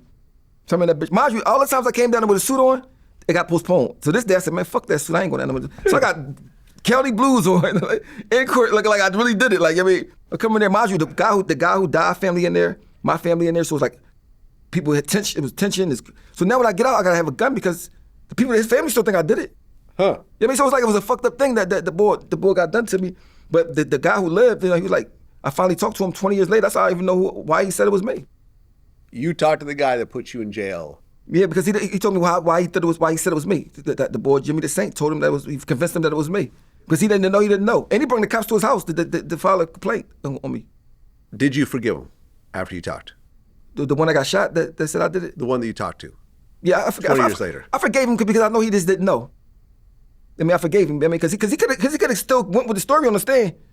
It would have been hard. He could have been like, man, like, oh, I fucked up, but I'm embarrassed to say that I didn't fuck up. I mean, he could have did that, but he would have. So when he saw me, and I started snapping like, oh shit, this ain't ball. Because he never saw me in real life. Yeah. I mean, plus at the time the killing was, I was gonna beat it anyway. Because at the time of the killing, I got shot up real bad. So I had a cast. One of my arms didn't even work. I was shot up bad, like in '98. But the cops like, so with all that evidence, still they had you in jail for a murder. You don't even get to provide your evidence yet. They don't give a fuck about what you're talking about with a case like that. You go to jail, look at you like you just like everybody else. Like, you mean you did it. And the crazy part, when they know you didn't do it, they still don't give a fuck. It's like they rather say you did it than say they was wrong. I made a mistake. You know what I mean? So it did everything move slow. So it took me months and months to go to preliminary hearing, which in a regular case, you got 10 days to be at the preliminary hearing. A murder is no time. There's people that's 10 years in the county jail waiting to go to court. 10 years waiting to go to court to see if they did it or not. You know what I mean? So I was in that bitch like, yo, I mean, so like, it teach you a lesson. Even if you didn't do nothing, they still teach you a lesson. Like, yo, do I want to do this? I mean, so like, but at least if you did the shit, you could live with it more. I mean, better. If you kill somebody, you go to jail, like, ah, fuck it, I deserve it. Yeah. But you ain't do it. That shit's like, God, what's up with you? Well, Drew Finling, who I've become friends with now over time. I've interviewed him twice now. He is Lil Durk's lawyer. Mm-hmm. So he's representing him in the murder for hire case. Mm-hmm. So it was a very interesting conversation, right? And well, it was interesting. Me and Durk sort of had, like, Durk was mad at me over an interview, whatever else, but apparently he's not mad at me anymore because he okayed the interview. I guess he has bigger problems than Vlad. At this. Plus, you could probably get the story out, whatever he's trying to say. Yeah, exactly. But basically, with this whole murder for hire case, what's interesting is that some of the key evidence in this case is a song by Lil Durk that they say is talking about the murder, right? They never know what they're talking about, though. And here's the interesting part about this. Throughout the song, there's this like scream that keeps getting played throughout the song, which is, it sounds like the same scream that Quando Rondo made from news footage when he found out his cousin died. It sounds very, very similar. So basically the feds are like, look, Lil Durk is trying to monetize his murder by putting out this song and mocking what most people think was the intended target, and his pain and so forth to help his music career. Now, what Drew Finling figured out, and he spoke to the original producers, number one, the song was recorded 6 months before the incident ever happened. The scream was never on the original, audio files. Once it got leaked to the internet, somebody put it on there. YouTubers threw it on there to give it a little bit extra, a little bit extra sauce. That's crazy. So they're trying to get his bail, enacted because he has no bail at this point. He's been sitting, in the feds because they're like, look, this is just wrong. But they don't. But just imagine he had money for a lawyer like he got. Oh yeah, this is the $1 billion lawyer. This is probably a $5 million murder case. Yes, I'm saying. But if you're innocent, you fight. You probably pay $5 million for your defense. It's like, because I remember with my defense, I had to spend my money like, damn, that's money. You just took your freedom. You took your money. But people that don't have no money, but the court system in general is not designed for people without money. I'm going through a bunch of court shit right now, and if I didn't have the money to fight it, I would be so fucked up. Like, you imagine a white person, right, that's like a district attorney, whatever, listen to a rap song and trying to understand what's going on in the song. Yeah. I went to court one time. They read my partner Sparks' lyrics as they was mine inside the courtroom. When he was talking about the shit they were saying, he was talking about, he wasn't even talking, even though it wasn't mine, they thought it was mine. He was talking about some shit that's totally different from what they thought it was, because they don't really know the slang. So when they sit in the courtroom and try to use that as evidence against you, it's so unfair because they don't even really know what they're talking about. Because, in the hood, slang change every day. Of course. So one minute might mean this. I remember I came from jail, and my daughter was like, something about a ratchet. I'm like, who got a ratchet? I'm thinking but when I went to jail, a gun was a ratchet. When I got out of jail, a girl that was acting real hood was called ratchet. It's called ratchet. So I didn't even know. I'm running late because I was in prison. So imagine a white person that never listened to rap ever. They don't know what the fuck none of the words mean. So they come into court and say, well, this mean this and this mean that, and they'll be having the right. And people get convicted off that shit. But I heard that in Atlanta they was trying to stop people using lyrics for their rap songs. There's actually a rap. It was called the Rap Lyrics Act in California, which basically doesn't allow lyrics to be used in court cases. But in this situation, it's a Fed case. Yeah, feds can do what they want. So they're basically doing what they want. And listen, we had a whole talk, and look, Lil Durk wasn't there when the murder occurred. He was a totally different location. Don't matter. You know what I'm saying? Like, he flew in with a dude that does seem to be kind of the ringleader of this whole situation. But, he could say, listen, It's I hard don't to know beat what the these feds. guys are doing. Feds But- don't come get you unless they got a lot of shit. But to- what I said was, like, and I said this on camera with Drew, and we had conversations about this. To me, the biggest problem is, like, look, he's got a great lawyer. He's going to get a great defense. They offer a The deal? biggest problem, well, no deal yet. But, this is a murder for hire. What kind of deal are you going to get? I mean, so they say come to 15 years, right? I don't know. Me personally, if I got a murder and the feds came out and they offer me 15 years, I'll take it. Okay. Well, here's the biggest problem in this case. The co-defendants. That's what I'm saying. Because if you think about it, what human being, if they get offered the chance, say, listen, like, okay, you did it. We have you on camera. Like, I've actually, I did breakdowns of this whole thing. They actually have the guys on camera shooting. They know where they went. They're using a fucking rental car with a GPS on it, so they knew exactly where they went. There's plane tickets. They flew in from Chicago. Like that day, the next day, they all flew back. Like, it's all there. The guy got the guns. He got ski masks. Like, it's all laid out, right? It's all laid out. Little Durk ain't part of it, all this. Like, these guys are doing this with him being in a totally different location. But all these guys are probably facing life sentences.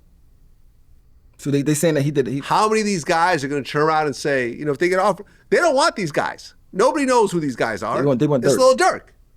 So when the feds say, listen, say Little Durk was the mastermind, he's the one that had you guys do it, because listen, from the outside looking in, Quando Rondo was involved in the death of King Von, and somehow slide for Von. It's a whole thing. It's like a whole, there is a overlying reason why people might think that Durk has something to do with it, right?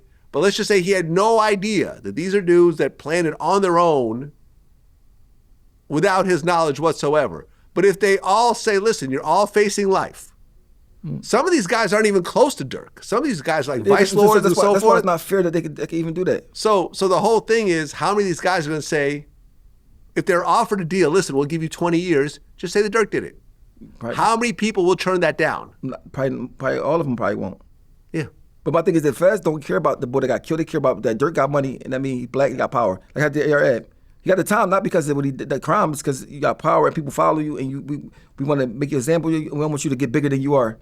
I mean, so like Durk, they want him out the way. And when they come, see, the feds let you do shit, and they know you did it, and they got enough. They looking for a little bit more evidence. So, but usually when they come get you, that's why I got like a 98% conviction rate. Like I mean, few people win, few. I mean, he probably people that can win because he got money to get the right defense, but the feds be having everything, bro. They have a whole plan mapped out. I mean, they like, all right, we're gonna get this person to say this and do this, and they give you a deal to get the person that they want. I mean, they say, all right, listen, I'll give y'all 15 years. Let me just say, I mean, obviously they want him. I mean, obviously they want him. Yeah, I mean, it's a crazy situation. So even if he's innocent, they still want him. Yeah. They still want him. And if they can get, and here's the thing, right? He broke this down to me. Remember the whole YSL case? When Lil Woody got on the stand and started acting like funny and making jokes and saying, oh, you stink, and then changing the story and everything else like that. Or, like Tory Lane's case. Remember when Megan's friend got on the stand, changed her whole story. Everyone assumed Tory was, paying her legal bills and everything else like that. Doesn't work that way in the feds. When you agree to cooperate, you give your statement, and if you don't, it's you are getting on that stand and you're going to say exactly what you agreed to. And if you don't, deal out the table, life in prison. Yeah. Get them out of here. Yeah. That's it. And they do shit to be smart. They send you to a prison that's fucking in Kentucky somewhere. They send you to a prison like, it's some crazy. They got unlimited power. When you see that the United States of America versus you, and your name all little, you already know. But that's why a lot of people just if they come, just take the deal. Just like, can I get a deal? Like, fuck it, I don't want to tell nobody. Just give me the best you get. I don't even want y'all to waste your money on going to court. How much can I get? How much time can I get? But if they talking 30 shit like that, you got to fight it. Yeah. Well, the Diddy trial is on Monday. I think Diddy gonna get out. I think so too. And I think I'm like, laughs on y'all. I mean, look, I know someone close to the case, And what they said was, this case is actually 100% beatable. It's basically a domestic violence case that's ballooned into this. Where these tapes said that they supposed to have? That's what I'm trying to figure out. Like, what the fuck happened to that?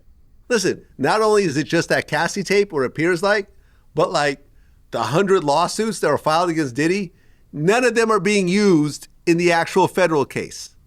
You don't think the feds went through each and every one of these civil lawsuits to try to add to the case, and yet none of them are being used, which means that all those other cases are bullshit. Diddy gonna sue? He might. So what is he charged with right now? RICO. Let's bring it. One man RICO. That's a thing. That's a thing. I think RICO is to get the mob. I mean, they're using RICO for one person. Fast and loose. Yeah. One man RICO. Yeah. So one man RICO. And look, what he said was, this is interesting, because he said, this case is actually beatable, but what Diddy should have done was push it back like a year to give his lawyers time. He's trying to get the fuck out, though. He like, well, see, and that's the thing. If he pushes it back a year, gives the lawyers the chance to really build their case, get all the witnesses, and, you know, how private investigators find witnesses that'll debunk people's stories, get people to speak on his behalf, you know, find all the loops, yeah. you know, all the bullshit, that the accusations that come in and so forth. He could beat it. But if you look at what's been happening, he tried to put bond hearings one after another, losing every single one. He wanted a speedy trial. How long he been in jail now? Like 6 months. Seems like it's been longer. September. Man, it's crazy because people don't even talk about it no more. It's like right. But they're about to be talking about it. Yeah. But you know, and here's the thing. They tried to push it back 2 months. The judge said no. And the thing is, because it's only just one person being charged. Bro, you got to think about this, though. Puff Daddy trying to get bailed out. You can't go from not ever being in prison and living in mansions for 20 years. And that's what he said. He said that's probably why he's going to lose, because, you know, they brought in Brian Steele last minute, you know, the guy that helped Young Thug beat his case, but it was like, you bring him in with 3 weeks to go, what is he going to do? But one thing about when you got money like Puff, you can always get a pill fast. You could try to get an appeal. Appeal is your right. No, you have the right to appeal, but you know how appeals work, right? You get to deny the motion if you don't got no evidence. No. An appeal, this is how Bill Cosby got off. What you have to actually show is that the judge made crucial mistakes during the trial, and 3 superior court judges all agree. I don't know if it's majority or all 3 of them agree that this judge made such a big mistake that the trial has to be redone or it has to be thrown out. Yeah, in the case of Bill Cosby, they showed that he had a plea deal for him not to be prosecuted. So it should have never even gotten to court. And the judges all agreed on this. So the case was dropped. You know, the state did not prosecute him again. They could have prosecuted him again, but it would have been bullshit because they knew they already lost. But that's not the only grounds for appeal, though. And that's the thing. So what I'm saying is, the judge has to be sloppy for Diddy to actually get an appeal. No, but he could try. It's a appeal. You can have an appeal with new evidence. New evidence. Appeal, right? That came, or you can have a DA misconduct. It's like a lot of different grounds. No, there's a lot of different stuff. But you got money like that, I'm saying you could try all of that shit. But look at Tory Lanez. Tory Lanez got money. He's still sitting in jail. But his shit was like kind of, you shot a star. Yeah. You shot a star, and then you talking on the phone about it. Yeah. I mean, it's like, no, he made a lot of big mistakes. I personally think he did it. I've been saying that. I don't think he was trying to kill her. I think he shot like on the ground and it ricocheted and it hit her foot. Regardless, you don't shoot your fucking gun with people around. And he was hot at the time. Like, he was hot. Like, he was red hot, but he was drinking heavily. He's still hot. Yeah, no, he's still putting out good music. Yeah, he's still hot. He used to always, like, I remember he DM'd me mad at me. He's like, yo, man, well, you know, why do you say that I'm going to go to jail? What do you know? And I'm like, your victim's taking the stand is going to actually testify against you, and you've been mocking her this whole time. Has he been in jail for years yet? What's that? Has it been years? How long he been in jail? About a year. Oh, shit. And he got 10? Yeah. I think he got, wait. Then he in California. Yeah, he got sentenced to 10 on August 8, 2023. Almost 2 years. Damn. He's in state prison. 8 years is a long time. 10 years, yeah. Another 2 years, yeah. 8 years. Well, no, I mean, I don't. He got 8 more years I left. think he's going to do 10 because I don't think he was locked up for a while. He was out on bail. I mean, that's just I don't know. Did they give him a time served if you're on bail? every state different. Every state different. Yeah, I mean, they say you've got an anger monitor on or something like that, they can still consider that as being Possibly. time. But I don't know if they got a good time every time. But the fact that you in California, that's not your state you from. I mean, Well, yeah. Once he gets out, he's getting deported. to Canada. But I don't even count that as being deported. Like you in Canada, like I mean, when you start talking about Haiti and shit like that, like. Right. Remember, Shannon got deported to Belize. Yeah, Belize, but that's a nice. I mean, that's okay. It's not America, but Canada, like, I can't even get into Canada. So my At record, all? no, my record, like, Canada's strict to get in. No, it is. I heard. Yeah. Even if you just owe child support, you can't go in Canada. That's crazy. Like Canada, so like Canada, like is the okay place to get deported to. All right, go, come on, send me to Canada. Fuck, you know what I mean? But I'm pretty sure you can sneak into America. No, I don't think so. You don't think so? No. They border that strong. If you're Tory Lanez, do you think you're going to try to sneak into America if you got deported to Canada? Everyone knows who you are. Listen, what's the worst? One picture will get you arrested and charged. And send me back. But listen, if I'm in America illegally, right? That's all my charges. All they gonna do is take me back home. They can lock you up for a while. But that's only if you gotta go to a far country. Like if Canada right there, they're like, all right, just go get. You think about how many Mexicans the Mexicans. All right, so Oschino recommends that Tory Lanez sneaks back into the country. I'm gonna say why. After he gets I'm gonna say out. why. If you're a rapper, you gotta be in America. Well, listen. You want to be in Kiss Canada? I understand, but everyone knows who you are. As soon as you step foot, someone's gonna take a picture, post on Instagram. It's gonna go viral, and then you're gonna get arrested. It's gonna take like an hour. I'm coming to Listen, America. I hit up Russell Simmons recently. He was in New York, right? I was like, yo, are you in New York? He was like, how do you even know this? I sent him the Instagram video. It was some girl he ran into on the street. He was like, oh, you're Russell Simmons. This girl had like, I don't know, 140 followers. But it started to go viral. I sent it to him. He was like, oh, okay. You better get the I'm fuck out going of back. here. You better get out of here. He's smart. Yeah. He's smart. That's my friend, man. I love Russell. He the blueprint. Yeah. If you gonna do some shit like get the hell out of the country. You gotta bounce. Gotta bounce. And act like you don't do nothing wrong. Right. Like if somebody say Russell Simmons did something, you almost like no. First thing, no, he didn't. Yeah. Even if he really did it, I don't think he did anything. I'm saying, but even if he really did it, just the thought of how you just think like this guy. Every time you see him, he's sitting there meditating like Buddha. Yeah. He's eating vegetarian, fucking. So like, but even though that could be don't mean that, but like he know how to put the perspective of him in a different way than That's right. Even though he probably do the same thing. I love Russell Simmons, man. Yeah. I really do, man. Like honestly, that's really one of my. But he one really of the dudes left. I look at. Like I'm very thankful for my relationship. He with really Russell. left though. Like he really said, "Oh fuck, I'm out of here." He opened a hotel. Yeah, he's in Bali. And never. I'm out. I got to take my $100 million. And if you think about it, like, I don't know the details of it, but you would think he's smart in what he did. Because I remember he sold his art. He had a Basquiat. He had a condo in I think Tribeca. He had a big old house in West Hollywood, which I've been to. He sold all his property, sold all his art. Had a bunch of stocks and stuff like that. Went to Bali and opened a hotel in Bali. So now he's just not like a visitor in Bali. He's actually a business owner that's employing people and so forth. So I'm assuming he probably, got close to the government and stuff like that. So if anything ever happens, they'll probably try to protect him. He's smart. They'll probably try to fight extradition and stuff like that. Because, hey, this guy came over here. He made our economy millions of dollars. We're rocking with Russell. His power is that he's smart. Yeah. He started all this shit, the clothing lines, the movies, rap movies. I love Russell, man. Yeah, Russell's the one that introduced me to Leo Cohen. Me and Leo have a relationship now. Like Russell Simmons' power is that he's smart. Solid dude, man. Puff should have been watching him and copying off of him. I've been saying that Puff should have just left the country. He'd be like, fuck this shit. I'm going to Russia. He's in fucking New York in jail. He could be in Bali. Exactly. He could be in Bali. He could be in Bali, whatever the hotel like, suites. oh, really? I was just found guilty. You know what's crazy though? Like countries like Bali, you can do the same shit that they do here to get locked up for it, and just don't get locked up over there for it. Yeah. They don't even. It's like, Or it could be worse though.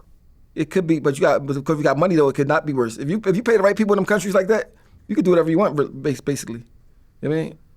Yeah, I mean, there's a dude, was it Vitaly or something? A Russian? Yeah. There's this dude named Vitaly Zdorovetsky. He was the dude that he beats up pedophiles and stuff like that. I see him on Instagram. He went to Thailand and I guess was harassing people, got arrested. No. He went to Philippines, my bad. He went to the Philippines, started trying to do the same thing over there, harassing people, whatever. locked up, facing 14 years. Yeah, don't fuck around. Like honestly, that's what I learned early on. Like, I don't know if I ever told you this story. I've been robbed one time in my life. One time. With a gun? Well, there were guns involved, but it was in Mexico by the police. Yeah. Cancun. Yeah. Jazz Fest, 1998, I think. Me and my homie were there partying, bunch of girls, whatever else. I have my shirt off. We get separated. I'm drunk, walking back to my hotel. Cops pull up on me, throw me against their Jeep, go through my pockets, take my wallet, take all the money out, give my wallet back, drive off. They got another Nothing way, I could do about got it. another way they do it too. So what they did with me and my friends was out there. They came and smelled everybody's hands. See who's smoking weed. If your hands smell like weed, I don't smoke. They locked all my homies up. So I get to the jail to try to get them out. Yeah.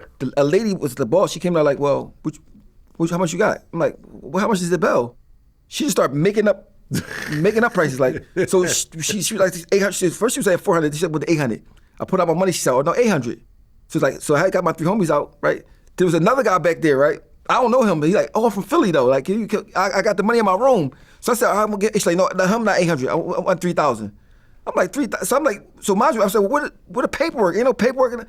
When I gave her the money, she's putting it in her, putting it in her pocket. Like, you know what I'm saying? Listen. I remember as drunk as I was, the one thing going through my head was don't end up in a Mexican jail. Bro, I was Don't there. end up locked up. Don't resist arrest. Take the $300 in my pocket. It's cool. I'm not going to go complain. I'm going to take my licks, and I'm going to go on with my life. You know, fucking in a Mexican jail, God knows what would have happened. I could have gotten raped, beat up, killed. I don't know. Bro, listen. I'm a white kid from California. I don't speak Spanish. Yeah. I don't know what the fuck about to happen to me if you throw me in with a bunch of criminals during this time. Well, they don't have no guns. They had no guns. They like just had a short set on, like a tan short set. In the little stick. So I'm like, what the fuck? I don't know. I thought they had guns. No, maybe I'm wrong. No, they had a stick, like a little stick. So well, I don't know. I've seen. I've been in Mexico where dudes had AKs. I'm talking about the cops that locked my friends up. I think the cops that got me had guns. They had 10 shirts set on, no gun. I'm like, the first thing I'm like, what if they got no fucking gun? But whatever. But I get to the police station, the cells don't have no toilets in them. It's like a little hole right there. And they like, oh man, I'm glad you. Like, they really was like, because I caught the bus to the police station. That means to get to the police station, I caught the bus down there. And I'm like, yo, they just making up anything. So basically, just locking up. There's a lot of Americans and they just lock up whatever for anything to get you to pay to get out. I mean, so but my mistake was I put out too much money. But I put up because first she said 400. She's like, no, it's 800. I'm like, do you know that's like 8,000 pesos? You know, so they made she wanted me to pay American money though. American money, yeah. No, man, listen. When you go to another country, the last thing you want to do is act like you're an American and it's an American system. It's a whole other system. They hate Americans too. Americans. Yeah, they don't even like. One thing I did when I went there, all the Americans, people that they locked up was in a different cell from the Mexicans. Oh, really? Yeah, the Mexicans was. Even the Mexicans was like, "Yo, can you get me out? Can you get us out?" Like, mind you, let me go back there and talk to my homies. Like, I'm talking about no paperwork, there's no like no protocol, no just all right. They go your homies. You want to get them out? They like, oh, please get us the fuck out of this show. I said, yo, that's why I said, man, Jamaica, Mexico, all them places that's like this kind of rinky dink, that's look kind of.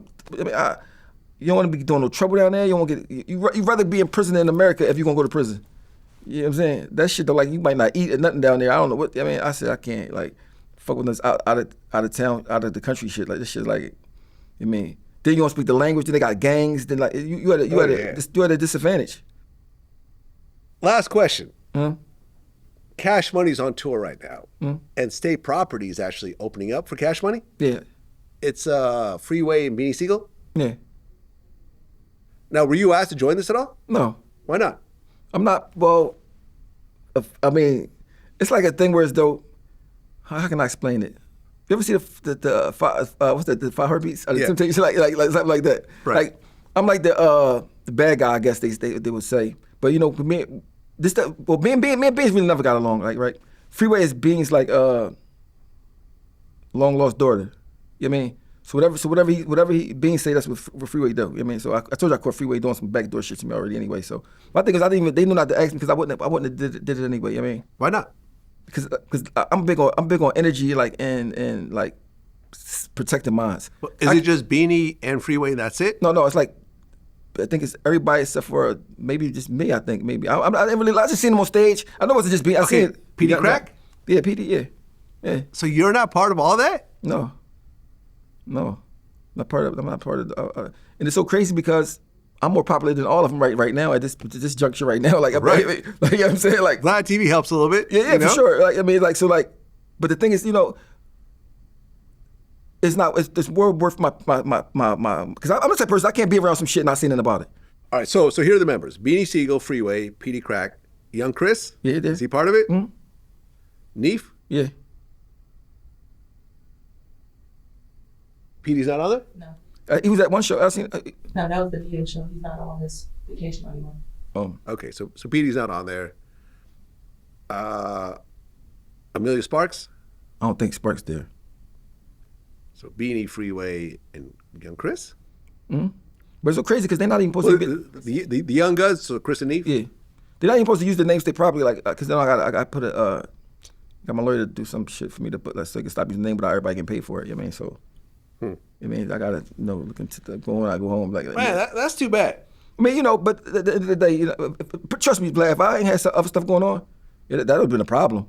That'd have been more than a problem. That should have been like, all right, like, I mean, but thank God, like, everything going good. So, like, I mean, Do you Beanie talk?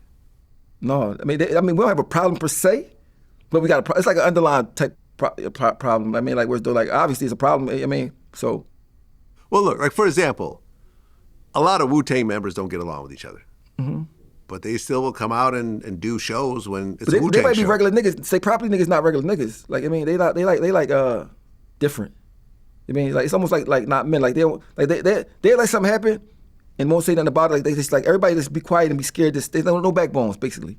Beans Beans getting older now, so they kind of don't look as strong as they used to be. But they were so scared of Beans, they'd do anything. I mean, like, whatever Beans say, that's what they do. Like, whether it's right or wrong. I mean, so like. That was the whole, mind you, I was like always the renegade, like, nigga, you can't tell me that. I mean, like, on some shit like that. So so it's always like, but recently everything was straight and cool. I found out what Freeway was doing, I had a problem with it. But like, I wasn't on most shows with state property. I mean, so like, but it's not a big deal. I ain't even tripping about that shit at all. I mean, because like, it's whatever. I mean, because the fans be like, where the fuck is O at? I mean, state property really means. State property means you've been to state prison. That's state. Yeah, exactly. Nobody has been to state prison on state property. Nobody, but except for me. So it's almost like Beanie Sigel went to the feds. Yeah, for 1 year. Yeah, it's feds. Never was in state property. I mean, but that's just No, I'm saying, but like that's like we all become. Listen, so we was all called the baddest strippers. You're a secretary. You're a fucking nail tech. You're a lady cop. I'm the stripper. I'm the bad stripper, right? You go out, so that we call the bad This strippers. is a very weird analogy, but okay. I'm I'm now you trying let to these keep girls, up here. They act like they strippers though on the stage. They got the stripper outfits on. Yeah. Do you find out? Well, you was a cop. You was this. So none of y'all strippers. Yeah, but going to state prison and fed prison, it's not a massive difference. No, I'm saying we call it state property. Now, if everyone's called state property and no one ever went to prison at all, and they're all college kids. But prisons is different. Like if you go to the county jail and feds and state prison is all different. I mean, listen, I've heard in certain places the feds is worse. I've heard in certain places the state is worse. In general, I've heard the state is worse. For sure. In general. But then again, I have talked to people that actually said, the feds are worse in this particular area. Some federal jails. For example, like when I interview Elise Leavenworth. Elise Sadiq, the comedian from Houston, he was in the feds in Houston, right, in Texas. And he said, notice when you see these prison shows, they're never filmed in Texas. Never filmed in Pennsylvania either. Yeah, they're like Texas, and you've been locked up in Texas, right? Yeah, no, Atlanta. Okay, you never went to Texas? I lived in Texas. But you lived in Texas. Okay, my bad. Sorry. So, but he said, listen, in Texas, the gang situation is bananas. For sure. Because you have like 4 sects of the Aryan Nation. You have, not only do you have the Mexican mafia, I'm sure state prison like that too. But he started naming all the Zetas and all these other Mexican gangs, and like the Mexican American gangs. Then you have the actual Mexican gangs. Then you have all the black gangs. He just said it's insane. He said very few people get through that system with their, But I'm saying, with their brain intact. But if you're from Houston and you going to prison in Houston, you ain't part of a gang anyway, most likely. So you go to jail, you got your gang already. I mean, that's just how it go. In Pennsylvania, there's no gangs. Ain't no gangs in Pennsylvania. You just go, these neighborhoods, you just go to prison. Like, it's you. I mean, it ain't got nothing to do with nothing else. I mean, it's just you. But the whole thing is about state prison, you got to at least have a certain amount of time to go. The feds, you can have a year. You mean? the state prison, you got at least 2 years or more. You know what I mean? But the whole thing is none of that don't matter. I'm just saying that this is the name. That's just what it is. State property. It ain't even about what's worse than none of that. It's just the name. State property. You never been upstate. You never been to the Kenny Crack's been arrested though. County jail for like a couple months, like County 2 jail. months. Yeah. But I'm telling you the difference between county jail and state. When you're in the county jail, people still going to court hoping they go home. Yeah. Right? We go to state, niggas is home. They home. They're home. It's people walking around as time barred. I mean, they can't. They no pills, no more nothing left. They never getting out unless the governor signed a pardon. Now you been around these two different kind of people. You been around. Right. These people worried about their girlfriend and going home. These people looking for a girlfriend in there. This shit is different. You know what I mean? It's a whole different type of. I mean, people worry about going to a different jail instead of going home. Like, I hope I can go to this other jail. It's a little closer to home. The whole mindset and this shit is oh my different. God. You know what I mean? The light at the end of the tunnel is going to a different jail. That's what you're looking forward to. Not going home, to go to a different jail. You know, that's the best possible outcome in your life. Let me tell you what they call it. It's the name. It's called a promotional transfer. Huh. Promotional transfer. I mean, you've been good at this jail that's 1,000 miles from home to go to a closer home so you can easily get visits. Did you see there was a video with a guy, this older guy, he was like 80 years old, doing a bail hearing. And he basically was like, hey man, listen, I've been here for 30 years. I got 3 months left. Do what you gotta do. You know? If you want to let me out now. You want to go see parole. Yeah. Yeah. And they were like, sir, you're making this difficult. I was like, well, I'm just being truthful. You know, I got 3 months left. Shawshank Redemption. He must Shawshank Redemption. Right, it was like that. Yeah, exactly. Yeah. Morgan Freeman. Yeah, Morgan Freeman said, "Listen, okay, what you write on that? I've been here since you wasn't even born, son. Right. Whatever you gonna write on that paper, I don't give a fuck." Yeah. They basically like, listen, do what you gotta do. I'm going home 3 months. So yeah, and it's like you felt it, man. You're like, damn, like you've been there so long that at this point, parole I'm board, not gonna do the song dance anymore. Parole board is scary. It's scary when you go see parole. How many times have you seen parole board? I got out the first time. Oh. Listen, I was so scared when I went to go see parole, bro. I had my barber book because I was going to barber school. I left that shit in there, right? I went to come back to get it. The white boy was in it that I was coming back, I guess, because he was talking all this crazy shit to me. Yo, get him. Grabbed me, got me on the. I'm like, yo, I left my book, bro. Like, because the parole people be scared of shit in there. Because that's why they don't tell you if you're going to go home or not. Right then, they wait for sending it to you on a letter. So they just talk shit and like see if you feedback. Like, let me see what's at. So they try to push you. And if you didn't do it, you got to still say you did it to them. Even if you ain't do it, if you really didn't do it, you gotta be like, yo. Well, is that the point of the parole board? Is you have to feel like you've changed and you take responsibility for the crime. But let me say something. But you can't just go and say I didn't do it. If you say you ain't do it, you can get out. Yeah. But then you got if you're too good in jail, don't get in no trouble. They say you're manipulating the system and they hit you for that. Like you gotta get in a little bit of trouble. Win, huh? You gotta get in a little bit of trouble and don't be too good. Don't think you gotta figure it out because they try to. I mean. So I went in. I was like, yeah, I did. I did do it, but I was like the last one for it was mine. So like, it was easy to say I did it, but motherfuckers going there be like, man, I ain't do it. No, all right, go. Come see us next year. But let me know if you did it next year. You ain't do it again. All right, come back. So yeah, well, that's what it is. Oschino, man, always a pleasure when you come in here, man. Listen. I told you, you gotta eat at these restaurants in Philly, man. All right, make a special trip. And I ain't even the boy that care about restaurants like that at all, man. All right, next time come out to New York. That's what it is. Too many people live in New York, though, man. Y'all got too much going on out here. I know, right?